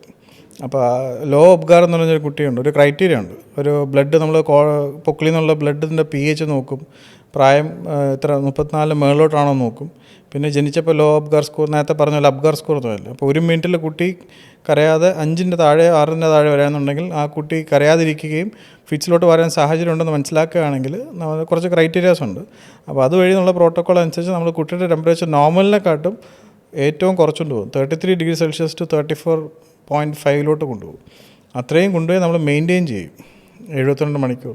ചില കണ്ടീഷനകത്ത് നമുക്ക് വെന്റിലേറ്റർ സഹായം കൂടെ ശ്വാസത്തിന് ഇതുണ്ട്. അപ്പോൾ ഇതെല്ലാം ഒരു മൾട്ടിപ്പിൾ ഓഫ് സിസ്റ്റംസിൻ്റെ ഒരു മാനേജ്മെൻറ്റാണ് അത്രയും പ്രാധാന്യത്തോടെ കൂടെ കൊടുക്കുക. അപ്പോൾ അത്രയും സംവിധാനത്തിൽ കരഞ്ഞില്ലെങ്കിൽ പോലും നോർമലായിട്ട് ജനിച്ചു പിടിക്കും. ഇതിപ്പം നമ്മളൊന്നും പ്രീ ടേമിനെ പറ്റിയല്ല പറയുന്നത്. അപ്പോൾ ടേമായിട്ടുള്ള കുട്ടിക്ക് ആ കൂളിംഗ് തെറാപ്പി വരെ എടുക്കാൻ പറ്റുന്നൊരു സ്ഥാപനമാണ് അത്രത്തോളം എടുക്കാൻ പറ്റുന്നതെങ്കിൽ ആ സ്ഥാപനത്തിൻ്റെ എല്ലാ കെയറും ഏകദേശം എല്ലാം ഉണ്ട്. പിന്നെ അതനുസരിച്ച് വെന്റിലേറ്റർ ഉപയോഗിക്കുന്നതിൻ്റെ മോഡുകളുണ്ട്. ഇപ്പോൾ അഡ്വാൻസ്ഡ് ആയിട്ടുള്ള വെന്റിലേറ്റർ മോഡ് ടെക്നോളജി ഇപ്പോൾ മോഡുണ്ടായിട്ടും കാര്യമില്ല, അത്ര അഡ്വാൻസ് ആയിട്ട് ഇപ്പോൾ ട്രെയിൻഡ് ആയിട്ടുള്ള എന്നെപ്പോൾ ആൾക്കാരൊക്കെ ആണെങ്കിൽ അതനുസരിച്ച് വെന്റിലേഷൻ തെറാപ്പി എന്നൊക്കെ പറയുന്ന രീതിയിലാണ്. അപ്പോൾ വെന്റിലേഷൻ അതനുസരിച്ച് ഉപയോഗിക്കുന്ന രീതിയും പിന്നെ കഴിയുന്നതും ഇപ്പോൾ നമ്മൾ ചെയ്യുന്നത് ഇൻറ്റുബേറ്റ് ചെയ്യാതെ പഠിപ്പിക്കുന്നുള്ള എന്നെപ്പോലെ ആൾക്കാരെ ട്രെയിൻ ചെയ്യിപ്പിക്കുന്നത്. അപ്പോൾ കഴിയുന്നത് ഇൻറ്റുബേറ്റ് ചെയ്യാതെ തന്നെ ഉപയോഗിക്കുന്നുള്ള കുറച്ച് കാര്യങ്ങളുണ്ട്. വെന്റിലേറ്റർ തന്നെ ചെയ്യാൻ പറ്റും. മൂക്ക് വഴി തന്നെ നമ്മൾ നാച്ചുറലി ഉണ്ടായ ശ്വാസം പോകുന്ന വഴി അത് ഉപയോഗിച്ച് തന്നെ നമുക്കിപ്പം ഉപയോഗിക്കാൻ പറ്റും. അപ്പോൾ അങ്ങനത്തെ മെത്തേഡുകൾ ഉപയോഗിക്കുകയും അഡ്വാൻസ്ഡ് രീതിയിൽ ചെയ്യുന്ന സ്ഥാപനമാണെങ്കിൽ അത് ആശ്രയിക്കുക എന്നുള്ളതാണ്. പിന്നെ വേറൊരു ഇതാണ് വരുമാനം എന്നുള്ള ഭാഗം, ആ പേഷ്യൻസിൻ്റെ വരുമാനം എന്നുള്ളൊരു ഭാഗം, അത് വേറൊരു സൈഡ്. പക്ഷേ ഏറ്റവും ക്വാളിറ്റി ഓഫ് കെയർ കൊടുക്കുന്നതിനകത്തൊരു സ്റ്റാൻഡേർഡ് ഉണ്ടാവുള്ളൂ. ഇപ്പം നമ്മളൊരു പ്രസവം നടക്കുമ്പോഴത്തേക്കും ക്വാളിറ്റിയോടെ കൊടുക്കുക എന്നുള്ളതാണ് കെയർ. ബില്ലെന്നുള്ളത് വേറെ എന്നുള്ളതാണ്. കഴിയുന്നത് കോംപ്രമൈസ് ചെയ്യാതെ ഇങ്ങനത്തെ ഉപയോഗിക്കുന്ന കുറച്ച് കാര്യങ്ങളുണ്ട്. പിന്നെ ജനിച്ച ശേഷം കുട്ടിക്ക് കൊടുക്കുന്ന കുറച്ച് ക്വാളിറ്റി ഓഫ് കെയർ സ്റ്റേറ്റ്മെൻ്റ് ഉണ്ട്. അപ്പോൾ ആ സ്റ്റേറ്റ്മെൻറ്റ് അനുസരിച്ചുള്ള പ്രോട്ടോക്കോൾ അനുസരിച്ചുള്ള കാര്യങ്ങൾ ഫോളോ ചെയ്യുന്നതാണെങ്കിൽ ദ ബെസ്റ്റ് എന്ന് പറയാം. ഡോക്ടർ, അതുപോലെ തന്നെ കേട്ടിട്ടുണ്ട് ഈ ജനിച്ച കുഞ്ഞുങ്ങൾക്ക് ഹൃദയത്തിൽ ഹോൾ ഉണ്ടാവുക, അവർക്ക് രോഗാവസ്ഥയിലേക്ക് പോകുക എന്നുള്ളത്, അത് എത്രത്തോളം ബുദ്ധിമുട്ടേറിയൊരവസ്ഥയാണ്? അത് ശരിക്കും നമ്മളെപ്പോലെ ആൾക്കാർ ഇപ്പോൾ നമ്മൾ ഡെയിലി കാണുന്നുണ്ട്, നമുക്കത് ഒന്നും ചെയ്യാൻ പോകുന്നില്ല. കാരണം ഒരു ഗ്രോത്ത് എന്ന് പറഞ്ഞാൽ ഒരു കുട്ടിയുടെ ഗ്രോത്ത്, അതായത് യൂട്രസിനകത്തിരിക്കുമ്പോൾ തന്നെ നമ്മൾ ഹാർട്ട് ബീറ്റ് കേൾക്കുമല്ലോ, കാർഡിയാക് ആക്ടിവിറ്റി ഒക്കെ വരുന്നത്. അപ്പോൾ അത് ഒരു സമയത്തുണ്ടാകുന്ന സമയം തൊട്ട് പിന്നീട് ഒരു അവയവം ഉണ്ടാകുന്നത് ഒരു ഹോളെല്ലാം ഒരു ഓപ്പണായിട്ടിരുന്നിട്ടാണ്, അതിന് ഫീറ്റൽ സർക്കുലേഷൻ നമ്മൾ പറയും. അപ്പോൾ അത്രയും ഹോള് അടഞ്ഞു വന്നിട്ടാണ് ഒരു ഹാർട്ട് ഉണ്ടാകുന്നത്. അത് നമ്മൾ സ്കൂളിൽ പഠിക്കുന്ന പോലെ തന്നെ ഒരു ഹൃദയത്തിന് 4 അറയുണ്ട്. ഈ അറയെല്ലാം ഒരു മതിൽ പോളുന്ന സെപ്റ്റം എന്ന് പറയും, ആ ഒരു ചവര് പോലെ എന്നൊക്കെ പറഞ്ഞു കൊടുക്കും നമ്മൾ എഡ്യൂക്കേറ്റ് പഠിപ്പിക്കുമ്പോൾ. അപ്പോൾ ആ ഹോള് ഓപ്പണായിട്ടാണ് ഒരു കുട്ടിയുടെ അവയവം ഉണ്ടാകുന്നത്. അപ്പോൾ ഏത് പ്രായത്തിൽ ഉണ്ടായാലും ചില കുട്ടികൾക്ക് പ്രായം തികഞ്ഞ കുട്ടികൾക്ക് പോലും ഈ ഹോൾ ഉണ്ടാവും. അത് അടഞ്ഞടഞ്ഞ് വന്നിട്ടാണ് വളർച്ച. അപ്പോൾ പിന്നീട് ഉണ്ടാകുന്ന വളർച്ച കാര്യങ്ങൾ കറക്റ്റായിട്ട് നോക്കുന്നുള്ളതിനാണ് കാര്യം. അതിന് 2 രീതി നമ്മൾ ചെയ്യും. ഒന്ന് സൈനോട്ടിക് ഹാർട്ട് ഡിസീസ് എന്ന് പറയും, സൈനോട്ടിക് ഹാർട്ട് ഡിസീസ് എന്ന് പറയും. അതിൽ ചെറിയ ചെറിയ ഹോളുള്ളതൊക്കെ ആണെങ്കിൽ വലിയ കുഴപ്പമൊന്നും ഉണ്ടാകത്തില്ല. പിന്നെ പ്രീ ടേംസിൽ കൂടുതൽ പേറ്റന്റ് ഡക്ട് ആർട്ടീരിയോസിസ് എന്ന് പറയുന്നൊരു ഇതുണ്ട്. ഇത് ഹാർട്ടിനകത്തല്ല, ഹാർട്ടിൻ്റെ മുകളിൽ നിന്ന് ലങ്സിലോട്ട് പോകുന്ന ആർട്ടറിയിലുണ്ടാകുന്ന ചെറിയൊരു കണക്ഷനാണ്. അപ്പോൾ അതിനകത്ത് നമ്മൾ ഇപ്പോഴത്തെ ലേറ്റസ്റ്റ് അത് കഴിയുന്നതൊന്നും തൊടാതിരിക്കുക എന്നുള്ളതാണ് ആവശ്യം. അപ്പോൾ അങ്ങനത്തതെല്ലാം നമ്മൾ വെന്റിലേറ്റർ ഇടാതെ തന്നെ മൂക്ക് വഴി ശ്വാസം വെന്റിലേറ്റർ കൊടുക്കാൻ പറ്റുന്ന രീതിയിലുള്ള പ്രക്രിയയുണ്ട്. പിന്നെ അതനുസരിച്ചുള്ള മരുന്നുകൾ ഇപ്പോഴുണ്ട്. പിന്നെ ശരിക്കും പറഞ്ഞാൽ ഇതിനകത്തുള്ള ഈ ലങ്സിൽ പോകുന്ന ഹൃദയത്തിൽ നിന്ന് ലങ്സിലോട്ട് പോകുന്ന രക്തക്കുഴലിലെ പ്രഷറും ഹൃദയത്തിൽ നിന്ന് താഴെ കാലിലോട്ട് പോകുന്ന രക്തക്കുഴലിലെ പ്രഷറും ബാലൻസ് ചെയ്യാൻ വേണ്ടി ടൈം കൊടുക്കുക എന്നുള്ളതാണ് പ്രാധാന്യം. അപ്പോൾ അതിനനുസരിച്ച് നമ്മൾ ICU ഇപ്പോൾ നമ്മളൊക്കെ ചെയ്യുന്ന PD ആണെങ്കിൽ കുറച്ചുകൂടെ കൺസേൺ ആവും. അതല്ലാത്ത ബാക്കി മെജോറിറ്റി ഓഫ് ഹോളെല്ലാം ഓട്ടോമാറ്റിക് അതങ്ങ് അടഞ്ഞു പോകും. എന്താണെങ്കിലാണ് കൺസേൺ ആവുക എന്ന് പറഞ്ഞാൽ പേറ്റന്റ് ഡക്ടസ് ആർട്ടീരിയോസ് എന്ന് പറയുന്നൊരു ഹോൾ, അതായത് ഈ 2 ഹൃദയത്തിൽ നിന്ന് ലങ്സിലോട്ട് പോകുന്ന രക്തക്കുഴലിലും ഹൃദയത്തിൻ്റെ താഴോട്ട് പോകുന്ന അയോട്ടയും തമ്മിലുള്ളൊരു കണക്ഷനുണ്ട്. അപ്പോൾ അതെല്ലാം ആയിട്ടാണ് ഒരു കുട്ടി വളർന്നു വരുന്നത്. പ്രായം കൂടുന്തോറും ഇതെല്ലാം ഹോളെല്ലാം മാറി മാറി അടഞ്ഞടഞ്ഞ് പോയാണ് വരുന്നത്. അപ്പോൾ അതിന് മുന്നേ ജനിക്കുന്നതുകൊണ്ടാണ് ആ ഹോൾ അങ്ങനെ നിലനിന്ന് പോകുന്നത്. അപ്പോൾ അങ്ങനത്തെ ഹോളെല്ലാം ഓട്ടോമാറ്റിക് ഓരോ ദിവസം 24 മണിക്കൂർ കഴിയുന്തോറും ഓരോ ദിവസം വളർന്നുകൊണ്ടിരിക്കുകയാണ്. അപ്പോൾ അതനുസരിച്ച് പ്രായം കൂടുന്നതനുസരിച്ച് ഈ ഹോളെല്ലാം അടഞ്ഞടഞ്ഞങ്ങ് പോകും. അപ്പോൾ ചില കുട്ടികൾക്ക് ജനിച്ചതിന് ശേഷമായിരിക്കും കുറച്ചുകൂടി നമ്മൾ അറിയപ്പെടുന്നത് ഇങ്ങനെ ഇതാകും. അപ്പം ഫീറ്റൽ മെഡിസിൻ ചെയ്ത് നോക്കിയാലും കാണാൻ പറ്റാത്ത ചിലപ്പോൾ അത്രയും ചെറിയ മൈന്യൂട്ട് കാര്യങ്ങളൊക്കെ ആയിരിക്കും. അപ്പോൾ അത് ചിലപ്പോൾ നമ്മൾ ജനിച്ച ശേഷം നമ്മളെല്ലാം നേരത്തെ പറഞ്ഞ കേരള ശലഭം പ്രോജക്റ്റിനകത്ത് പറയുന്ന പോലെ ഓക്സിജൻ സാച്ചുറേഷൻ ടെസ്റ്റ് എന്നുള്ളതുണ്ട്. അത് നമ്മുടെ റൈറ്റ് സൈഡിലെ കൈയും റൈറ്റ് സൈഡിലെ കാലിലും നമ്മളുള്ള ഓക്സിജൻ്റെ അളവിനുള്ള വ്യത്യാസം നോക്കുക. പിന്നെ 4 കാലിലുള്ള BP, 2 കാലും 2 കൈയും തമ്മിലുള്ള BP നോക്കും. ഈ 2 BP തമ്മിലുള്ള വ്യത്യാസം നമ്മൾ താരതമ്യപ്പെടുത്തുകയും ഓക്സിജൻ സാച്ചുറേഷൻ ടെസ്റ്റെല്ലാം ചെയ്തിട്ടാണ് ഒരു കുട്ടി ICUവിൽ വരുമ്പോൾ ചെയ്യുന്നത്. അപ്പോൾ അങ്ങനെ ആകുമ്പോൾ തന്നെ ഹൃദയത്തിന് സംബന്ധമായിട്ട് എന്തെങ്കിലും പ്രശ്നമുണ്ടോ ഇല്ലെന്ന് അറിയാൻ പറ്റും. അങ്ങനെ ഉണ്ടെങ്കിൽ അതനുസരിച്ചുള്ള കാര്യങ്ങൾ നമ്മൾ ചെക്ക് ചെയ്യും. അങ്ങനെയാണ് നമ്മൾ സ്റ്റെപ്പ് വെച്ച് നോക്കുകയും അതനുസരിച്ച് നമ്മൾ കേൾക്കുമ്പോൾ നമുക്ക് അറിയാൻ പറ്റുന്നതിനകത്ത് എക്കോ ചെയ്ത് നോക്കുന്നത് ജനിച്ചതിന് ശേഷം. അപ്പോൾ ചില കേസിനകത്ത് ജനിച്ചതിന് ശേഷമായിരിക്കും നമുക്ക് എക്കോ ചെയ്തും അറിയാൻ പറ്റുന്നത്. അത് ഓരോ ഡെയിലി റൗണ്ട്സ് എടുക്കുകയും ഇങ്ങനത്തെ ഈ ഒരു നേരത്തെ പറഞ്ഞ ശലഭം പ്രോജക്റ്റ് വഴി പോകുമ്പോഴായിരിക്കും നമുക്ക് അറിയാൻ പറ്റുന്നത്. അപ്പോൾ അങ്ങനെ മിസ്സാവാതിരിക്കാനാണ് ആ പ്രോട്ടോക്കോൾ അനുസരിച്ചുള്ളത്. ഡോക്ടർ, അതുപോലെ തന്നെ എല്ലാ അമ്മമാർക്ക് പേടിയുള്ളൊരു കാര്യമാണ് കുഞ്ഞിന് പനി വരുന്നതും അത് ഈ ബ്രെയിനിനെ ബാധിക്കുമെന്നും ഫിക്സ് ആവുമെന്നും ഒക്കെ കേട്ടിട്ടുണ്ട്. അത് എങ്ങനെയാണ് കുട്ടികൾക്കുള്ള പനിയെ നമ്മൾ ടേക്ക് കെയർ ചെയ്യേണ്ടത്? നമ്മൾ വീട്ടിൽ പോകുമ്പോൾ തന്നെ നമ്മൾ വീട്ടിൽ അമ്മമാർ പ്രസവത്തിന് ശേഷം തന്നെ അമ്മമാർ ഹൈജീൻ കെയർ പഠിപ്പിക്കും. ബേബി കെയറിനകത്ത് അതിൽ ഏറ്റവും പ്രാധാന്യം നമ്മുടെ ഹാൻഡ് ഹൈജീൻ തന്നെയാണ്. അതിൽ നെയിൽസ് എല്ലാം കട്ട് ചെയ്യുക, കൈ സോപ്പിട്ട് വാഷ് ചെയ്ത് 6 സ്റ്റെപ്പ് ഓഫ് ഹാൻഡ് വാഷ്, പണ്ട് നമ്മൾ കോവിഡ് കാലത്ത് വാഷ് ചെയ്തത് സെയിം പ്രക്രിയ കൂടെ തന്നെ ചെയ്യാന്നുള്ളതാണ്. ഹാൻഡ് റബ്ബിനെക്കാട്ടും സോപ്പ് ആൻഡ് വാട്ടർ ഉപയോഗിച്ച് വാഷ് ചെയ്താൽ കുറേ കൂടെ കറക്റ്റ്. അത് ഉപയോഗിച്ച് കഴിഞ്ഞ ശേഷം കയ്യിൽ നിന്നും ബേബി ഹാൻഡിൽ ചെയ്യുന്ന ആൾക്കാരുടെ കയ്യിലുള്ള അണുക്കളനുസരിച്ചിരിക്കും ഇങ്ങനത്തെ ബുദ്ധിമുട്ട് വരാതിരിക്കുക. ഇപ്പോഴത്തെ കാലത്തിൽ ലേറ്റസ്റ്റ് ഇപ്പോഴത്തെ ഒരു നവംബർ സീസൺ സമയത്ത് ഈ മൂത്ത കുട്ടികൾ സ്കൂളിൽ പോകുന്നവരുണ്ടാവും. അവർ വഴിയായിരിക്കും വീട്ടിൽ നിന്ന് ഇപ്പം ചിലപ്പോൾ ഒപ്പി എന്ന് പറയുന്നത് കേൾക്കാം, ഈ മോൻ പനി കൊണ്ട് തന്നു പറയാം. സൈക്കോളജിയിൽ അവനും ഒരു ഇൻസൾട്ട് പോലെയാണ് അവൻ എടുക്കുക. അപ്പോൾ അവനത് ഫീലാവും, പക്ഷേ ശരിക്കും പറഞ്ഞാൽ സത്യമാണ്. അപ്പം ഞാൻ പറയുന്നത് അങ്ങനത്തെ ഉള്ള കുട്ടികൾ വീട്ടിലുണ്ടെങ്കിൽ അവരുടെ വാക്സിനേഷൻ കറക്റ്റായി എടുക്കുക എന്നുള്ളതും അവരുടെ ന്യൂട്രീഷൻ കറക്റ്റ് ചെയ്യുമ്പോൾ ആ പനി ഒഴിവായി. പിന്നെ പനിയും ജലദോഷം ഉണ്ടെങ്കിൽ തന്നെ ആ കുട്ടിയെ കഴിയുന്നതും ഐസൊലേറ്റ് ചെയ്ത് എഴുതി അത്രയും നല്ല കാര്യം. പിന്നെ അമ്മമാർക്ക് ജലദോഷം പനി ഉണ്ടെങ്കിൽ N95 മാസ്ക് ഇട്ട് ഫീഡ് ചെയ്യാൻ പറയുക എന്നുള്ളതാണ്. പിന്നെ വെള്ളം ധാരാളം കുടിക്കുക എന്നുള്ളതും പിന്നെ ഡോക്ടറെ കാണുക എന്നുള്ളത് പറയാം. തീർച്ചയായും ഒരിക്കലും ഉണ്ടാകാൻ പാടില്ലാത്തതാണ്. ഏത് രീതിയിലാണ് പോകാം, ഏത് രീതി വെച്ചാൽ അപകടമായ രീതിയിലും പോകാം, കോമൺലി കൊടുക്കാൻ പറ്റുന്നില്ല. അപ്പോൾ ലക്ഷണങ്ങൾ നമ്മൾ എഡ്യൂക്കേറ്റ് ചെയ്യാൻ പഠിപ്പിക്കും. മുലപ്പാൽ കുടിക്കുമ്പോൾ തന്നെ ചപ്പി മുലപ്പാൽ കുടിക്കുന്നതാണ് ഏറ്റവും ഒരു മലയാള ഭാഷയിൽ പറയുക. അപ്പോൾ ആ കുടിക്കുന്ന സ്ട്രോങ് സക്ക് അല്ലാന്നുണ്ടെങ്കിൽ തന്നെ നമ്മൾ അലേർട്ടാകാൻ പറയും. അതെല്ലാ അമ്മമാർക്കും പൊതുവേ അറിയാവുന്നതാണ്. സക്ക് ചെയ്യുന്നതിൻ്റെ രീതിയിൽ അമ്മയ്ക്ക് അറിയാൻ പറ്റും. അത്രയും സ്ട്രോങ് സക്ക് അല്ലെങ്കിൽ കുട്ടിയുടെ ആക്ടിവിറ്റി കറക്റ്റ് അല്ല, ക്ഷീണിച്ചിരിക്കുകയാണ്, കളറ് പിങ്ക് കളറല്ല, പിന്നെ 24 മണിക്കൂറിൽ 6 പ്രാവശ്യത്തേക്കുള്ളിൽ മൂത്രം പോകുന്നില്ല, ഒരു 24 മണിക്കൂർ 2 പ്രാവശ്യത്തേക്കുള്ളിൽ സ്റ്റൂൾ പോകുന്നില്ല, അങ്ങനെയൊക്കെയുള്ള കുട്ടികളാകുമ്പോൾ വാർണിംഗ് സൈൻസ് നമ്മൾ പറഞ്ഞ് നമ്മൾ ഡിസ്ചാർജ് സമ്മറിൽ ടൈപ്പ് ചെയ്ത് എല്ലാം ഉണ്ടാവും. പിന്നെ ആ ഗവൺമെൻറ് ഹോസ്പിറ്റലൊക്കെ ആണെങ്കിൽ ആ കേരള ഗവൺമെൻറ് ആ ബുക്കിനകത്ത് ഇതെല്ലാം ഉണ്ട്. അപ്പോൾ കഴിയുന്നത് സേഫായിട്ട് ഹാൻഡിൽ ചെയ്യുക എന്നുള്ളതാണ് പ്രാധാന്യം. പിന്നെ കുട്ടിയെ പൊതിഞ്ഞെടുത്തുന്ന തുണിയിലുള്ള ക്വാളിറ്റിയാണ് അടുത്തത്. അപ്പോൾ കുട്ടിയുടെ ചർമ്മത്തിലോട്ട് ടച്ച് ചെയ്യുന്ന ഏത് രീതിയിലുള്ള കാര്യങ്ങളും സേഫ് ആൻഡ് ക്ലീൻ ആക്കുക എന്നുള്ളതാണ് പ്രാധാന്യം. ഡോക്ടർ, അതുപോലെ തന്നെ കുഞ്ഞുങ്ങൾക്ക് ചുമ വരുമ്പോൾ നമ്മൾ പണ്ടൊക്കെ മെഡിക്കൽ സ്റ്റോറിൽ നിന്ന് വാങ്ങിയിട്ടൊക്കെ കൊടുക്കുന്ന ഒരു പണിയുണ്ടായിരുന്നു. ഇപ്പോൾ ഇടയ്ക്ക് വാർത്ത വന്ന ശേഷമാണ് കുഞ്ഞുങ്ങൾക്ക് കഫ് സിറപ്പ് കൊടുക്കാൻ പാടില്ല എന്ന് കേട്ട ശേഷമാണ് കുറച്ച് അലർട്ടായിട്ടുള്ളത്. അതിലെത്ര യാഥാർത്ഥ്യമുണ്ട്? എന്താണ് കുഞ്ഞുങ്ങൾക്ക് കഫ് സിറപ്പ് കൊടുക്കാവോ? ഇപ്പം പ്രോട്ടോക്കോൾ അനുസരിച്ചാണെങ്കിൽ ഇപ്പോൾ കഫ് സിറപ്പ് എന്നുള്ളത് കൊടുക്കാൻ പാടില്ലെന്നുള്ളതാണ്. പക്ഷേ സാഹചര്യം അനുസരിച്ച് നമുക്ക് ലിവോസാൽബുറ്റമോൾ എന്ന് പറയുന്നൊരു സിറപ്പ് മാത്രമേ കൊടുക്കാൻ പാടുള്ളൂ. നമ്മളത് ചെയ്യാറുണ്ടായിരുന്നുള്ളൂ. അത് അന്യ സംസ്ഥാനങ്ങളിലുണ്ടായ ഒരു സാഹചര്യമാണ്. നമ്മൾ കേരളത്തിനൊന്നും അങ്ങനെയൊന്നും ഇഷ്യൂസ് ഒന്നുമില്ല. ആ ഒരു മരുന്നാണ് കഴിയുന്നത് കൊടുക്കാൻ നോക്കുക. ബാക്കി ലങ്സിൽ നമ്മൾ സ്റ്റെപ്പ് വെച്ച് നോക്കി അസസ് ചെയ്ത് നോക്കിയിട്ടൊക്കെയാണ് ചെയ്യുന്നത്. പിന്നെ ഇങ്ങനെ ഇഷ്യൂസ് ആവാതിരിക്കാൻ നമ്മൾ നേരത്തെ വാക്സിൻ കറക്റ്റായിട്ട് എടുക്കുന്നുണ്ട്. ചില ആൾക്കാർ വാക്സിൻ എടുക്കാത്തത് പോകുന്നുണ്ട്. അത് വേണോ, ഓപ്ഷൻ വേണോ, ഇത് വേണോ എന്നൊക്കെ ചോദിക്കുന്നത്. എല്ലാ വാക്സിൻ എടുത്താൽ അത്രയും നല്ല കാര്യം. പിന്നെ ഇപ്പം ഇപ്പോഴത്തെ ലേറ്റസ്റ്റ് ഉള്ള ഇൻഫ്ലുവൻസ വാക്സിനാണ് കുറേ കൂടെ കേരള നമ്മൾ എടുക്കുന്ന കാണപ്പെടുന്നത്. ഇപ്പം പ്രായം കുറഞ്ഞ കൂടിയ വീട്ടിലുള്ള ആൾക്കാർ, ഇപ്പോൾ ക്യാൻസറുള്ള ബാധിച്ചിട്ടുള്ള ആൾക്കാർ പോലും ഫ്ലൂവിൻ്റെ വാക്സിൻ എടുക്കുന്നുണ്ട്. പിന്നെ ഇപ്പോൾ ന്യൂമോണിയയുടെ പുതിയ വാക്സിൻ ന്യൂമോ 20 എന്ന് പറഞ്ഞ വാക്സിൻ ഇറങ്ങിയിട്ടുണ്ട്. അപ്പോൾ ഇങ്ങനത്തെ അത് കുട്ടികൾക്കല്ല, മുതിർന്നവർക്കാണ്.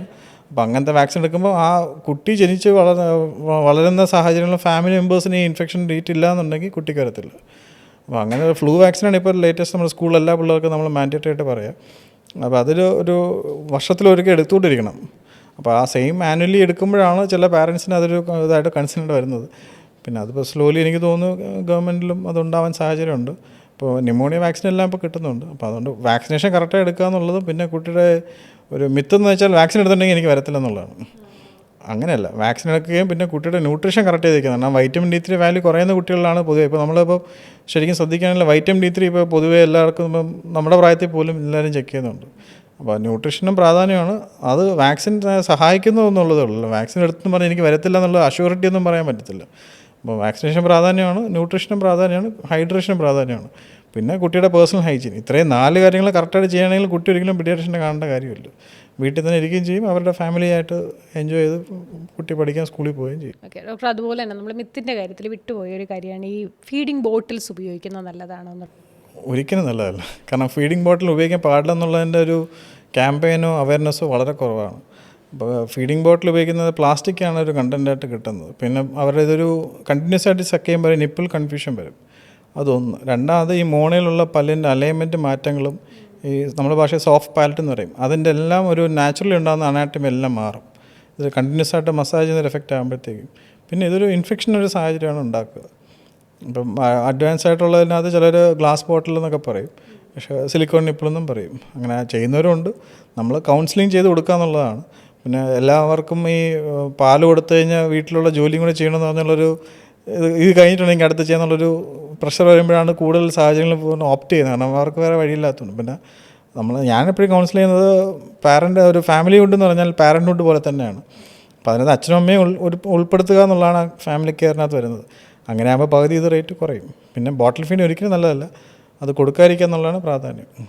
അപ്പോൾ നമുക്ക് വൈൻഡപ്പ് ചെയ്യുന്നതിന് മുന്നേ ഒരു കാര്യം ചോദിച്ചാൽ, ജനിച്ച് 28 ദിവസമുള്ള കുഞ്ഞുങ്ങളെ കാണുന്ന ഒരു ഡോക്ടറോട് ചോദിക്കുകയാണ്, ഒരു നല്ല തലമുറയെ സൃഷ്ടിക്കാൻ അല്ലെങ്കിൽ നമ്മുടെ കുഞ്ഞുങ്ങൾ ആരോഗ്യത്തോടെ വളർന്നു വരാൻ ഏറ്റവും പ്രധാനപ്പെട്ട പാരൻസ് അല്ലെങ്കിൽ ഈ ആരാണോ കെയർ ടേക്കേഴ്സ് അവർ ശ്രദ്ധിക്കേണ്ട കുറച്ച് കാര്യങ്ങൾ പറഞ്ഞാൽ എന്തായിരിക്കും നമുക്ക് ഏറ്റവും പ്രധാനം?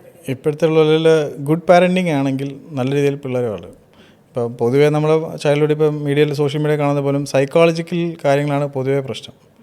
ഇപ്പോൾ ഇപ്പം ഒരു നിയോനറ്റോളജിസ്റ്റ് പൊതുവേ ആണെങ്കിൽ പോലും ഞാൻ പീഡിയാട്രീഷ്യനും കൂടെയാണ്.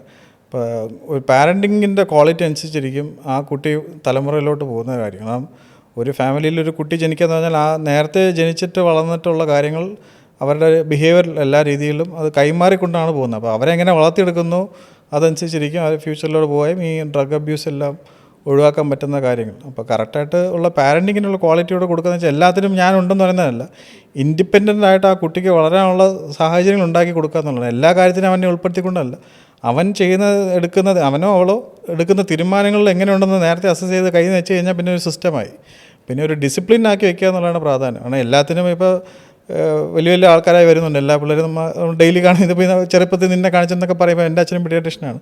അപ്പോൾ ചെറുപ്പത്തിൽ ഇപ്പോൾ ഞാൻ കേൾക്കാറുണ്ട് പല പല സ്ഥാപനങ്ങളിൽ നിന്ന് ഇരിക്കുമ്പോഴത്തേക്കും ചെറുപ്പത്തിൽ കണ്ടിട്ട് നമ്മൾ പോകുമ്പോൾ കാണാൻ പറ്റും. അപ്പോൾ അതിനൊക്കെയുള്ളതെന്ന് വെച്ചാൽ ഇതൊരു സിസ്റ്റമാറ്റിക്കായിട്ട് ഹാൻഡ് ഓവർ ചെയ്ത് പോകുന്നൊരു അതാണ് ഒരു പീഡിയാട്രിക്സ് ഡിപ്പാർട്ട്മെൻറ്റ് എന്ന് പറയുന്നത്. അതായത് ഒരു ഫാമിലിയിൽ പല പല സാഹചര്യങ്ങൾ ഉണ്ടാവും. ഇപ്പോൾ നമ്മൾ OP കാണുന്ന ഒരു കുറച്ച് സമയത്തിനുള്ളിൽ നമുക്ക് ഒരു അസസ് ചെയ്യാൻ പറ്റും ആ കുട്ടിക്ക് ഇത് വരാൻ സാഹചര്യം ഉണ്ടെന്നുള്ളത്. അപ്പോൾ ആ പാരൻറ്റിങ്ങിൻ്റെതാണ് ക്വാളിറ്റി. ഇപ്പോൾ സ്കൂളിൽ പോയി പ്രശ്നം ഉണ്ടാകുമ്പോൾ ഉടനെ പോയി ചോദിക്കുകയല്ല കാര്യം. അതെന്താണ് സാഹചര്യം ഉണ്ടാവാൻ അവന് ആ സമയത്ത് അവരെ റിയാക്ട് ചെയ്യാൻ പറ്റാത്തതിലുണ്ടായ ഒരു ഡിഫക്റ്റ് കൊണ്ടാണ് ഈ PTA മീറ്റിങ്ങിനും ടീച്ചേഴ്സിനെല്ലാം വിളിപ്പിക്കുന്നത്. ഇപ്പോൾ നമുക്കൊരു സ്കൂളുണ്ട് അതനുസരിച്ച് പ്രശ്നമുണ്ടെന്ന്. അപ്പോൾ അവനെങ്ങനെ പാരൻറ്റിങ് ചെയ്യിപ്പിക്കാൻ പറ്റുമെന്നുള്ളതാണ് കറക്റ്റായിട്ട് അവനോ അവളോ. അപ്പോൾ ഇൻഡിപെൻഡൻ്റായിട്ട് ജീവിക്കാൻ പറ്റുന്നതിന് ഒരു ജീവിതം അവർക്ക് ജീവിക്കാനും പറ്റുകയും അവർ ഫ്രണ്ട്ഷിപ്പിൻ്റെ അകത്ത് ക്വാളിറ്റിയോട് കൂടി ഇമ്പ്രൂവ് ആയി കഴിഞ്ഞാൽ പിന്നെ പാതി പ്രശ്നം മാറി. പിന്നെ ഫ്രണ്ട്ഷിപ്പ് അനുസരിച്ചല്ലോ. അപ്പം നല്ല ഫ്രണ്ട്ഷിപ്പിനെ കീപ്പ് ചെയ്യാൻ പറ്റുകയും അങ്ങനെ ഡിസൈഡ് ചെയ്യുന്ന ആൾക്കാർ ഒരു സർക്കിളായി കഴിഞ്ഞാൽ പിന്നെ അവൻ നോർമലി അക്കാഡമിയിലും പെർഫോമൻസും കുഴപ്പമുണ്ടാവില്ല, നമുക്കും പ്രശ്നമില്ല. ഇപ്പോഴത്തെ ഈ ഡ്രഗ് അബ്യൂസ് എന്നൊക്കെ പറയുന്ന പോലെ അങ്ങനെ ഒരു ഇഷ്യൂ വരത്തില്ല. അപ്പോൾ ക്വാളിറ്റി ഓഫ് കെയർ ഫാമിലി ആയിട്ടുള്ളൊരു പോസിറ്റീവ് ഇതും പിന്നെ ഇപ്പോഴത്തെ എല്ലാവരും നോക്കുന്ന ക്വാളിറ്റി ഓഫ് ലൈഫ് പോലെ തന്നെ ക്വാളിറ്റി ഓഫ് സോൾ എന്ന് പറഞ്ഞുകൊണ്ട്. ഇപ്പോൾ ഞാൻ തന്നെ അറിഞ്ഞ ഇടയ്ക്ക് ഇപ്പോൾ ഒരു മോഹൻലാലൊക്കെ പറഞ്ഞൊരു ഇൻ്റർവ്യൂവിലാണ് ഞാനും കണ്ടത്. ക്വാളിറ്റി ഓഫ് സോൾ അനുസരിച്ചിരിക്കും ആ മനുഷ്യൻ എങ്ങനെ റിയാക്ട് ചെയ്യുമെന്നുള്ളത്. ഇപ്പോൾ സ്ട്രെസ് എന്ന് പറഞ്ഞാൽ ഇപ്പോൾ എല്ലാവർക്കും ഉണ്ട്. അപ്പോൾ ആ സ്ട്രെസ്സ് സ്കൂളിലും വരും, അതാണ് കൂടെ പ്രശ്നം. മറ്റേ കോളേജിനെ കുറച്ച് നമ്മൾ പറയാൻ പറ്റും. സ്കൂളിൽ വരുന്ന സ്ട്രെസ് പറഞ്ഞ ഒരു ക്വാളിറ്റി ഓഫ് സോൾ എന്ന് പറയുന്നതിൻ്റെ അകത്തുള്ള ക്വാളിറ്റിയുടെ പ്യൂരിറ്റി അനുസരിച്ചിരിക്കും അവനെങ്ങനെ റിയാക്ട് ചെയ്യുന്നുള്ളത്.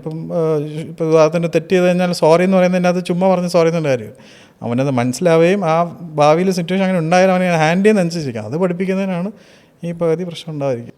ഓക്കെ, അപ്പോൾ ഡോക്ടർ ഒരുപാട് സന്തോഷം.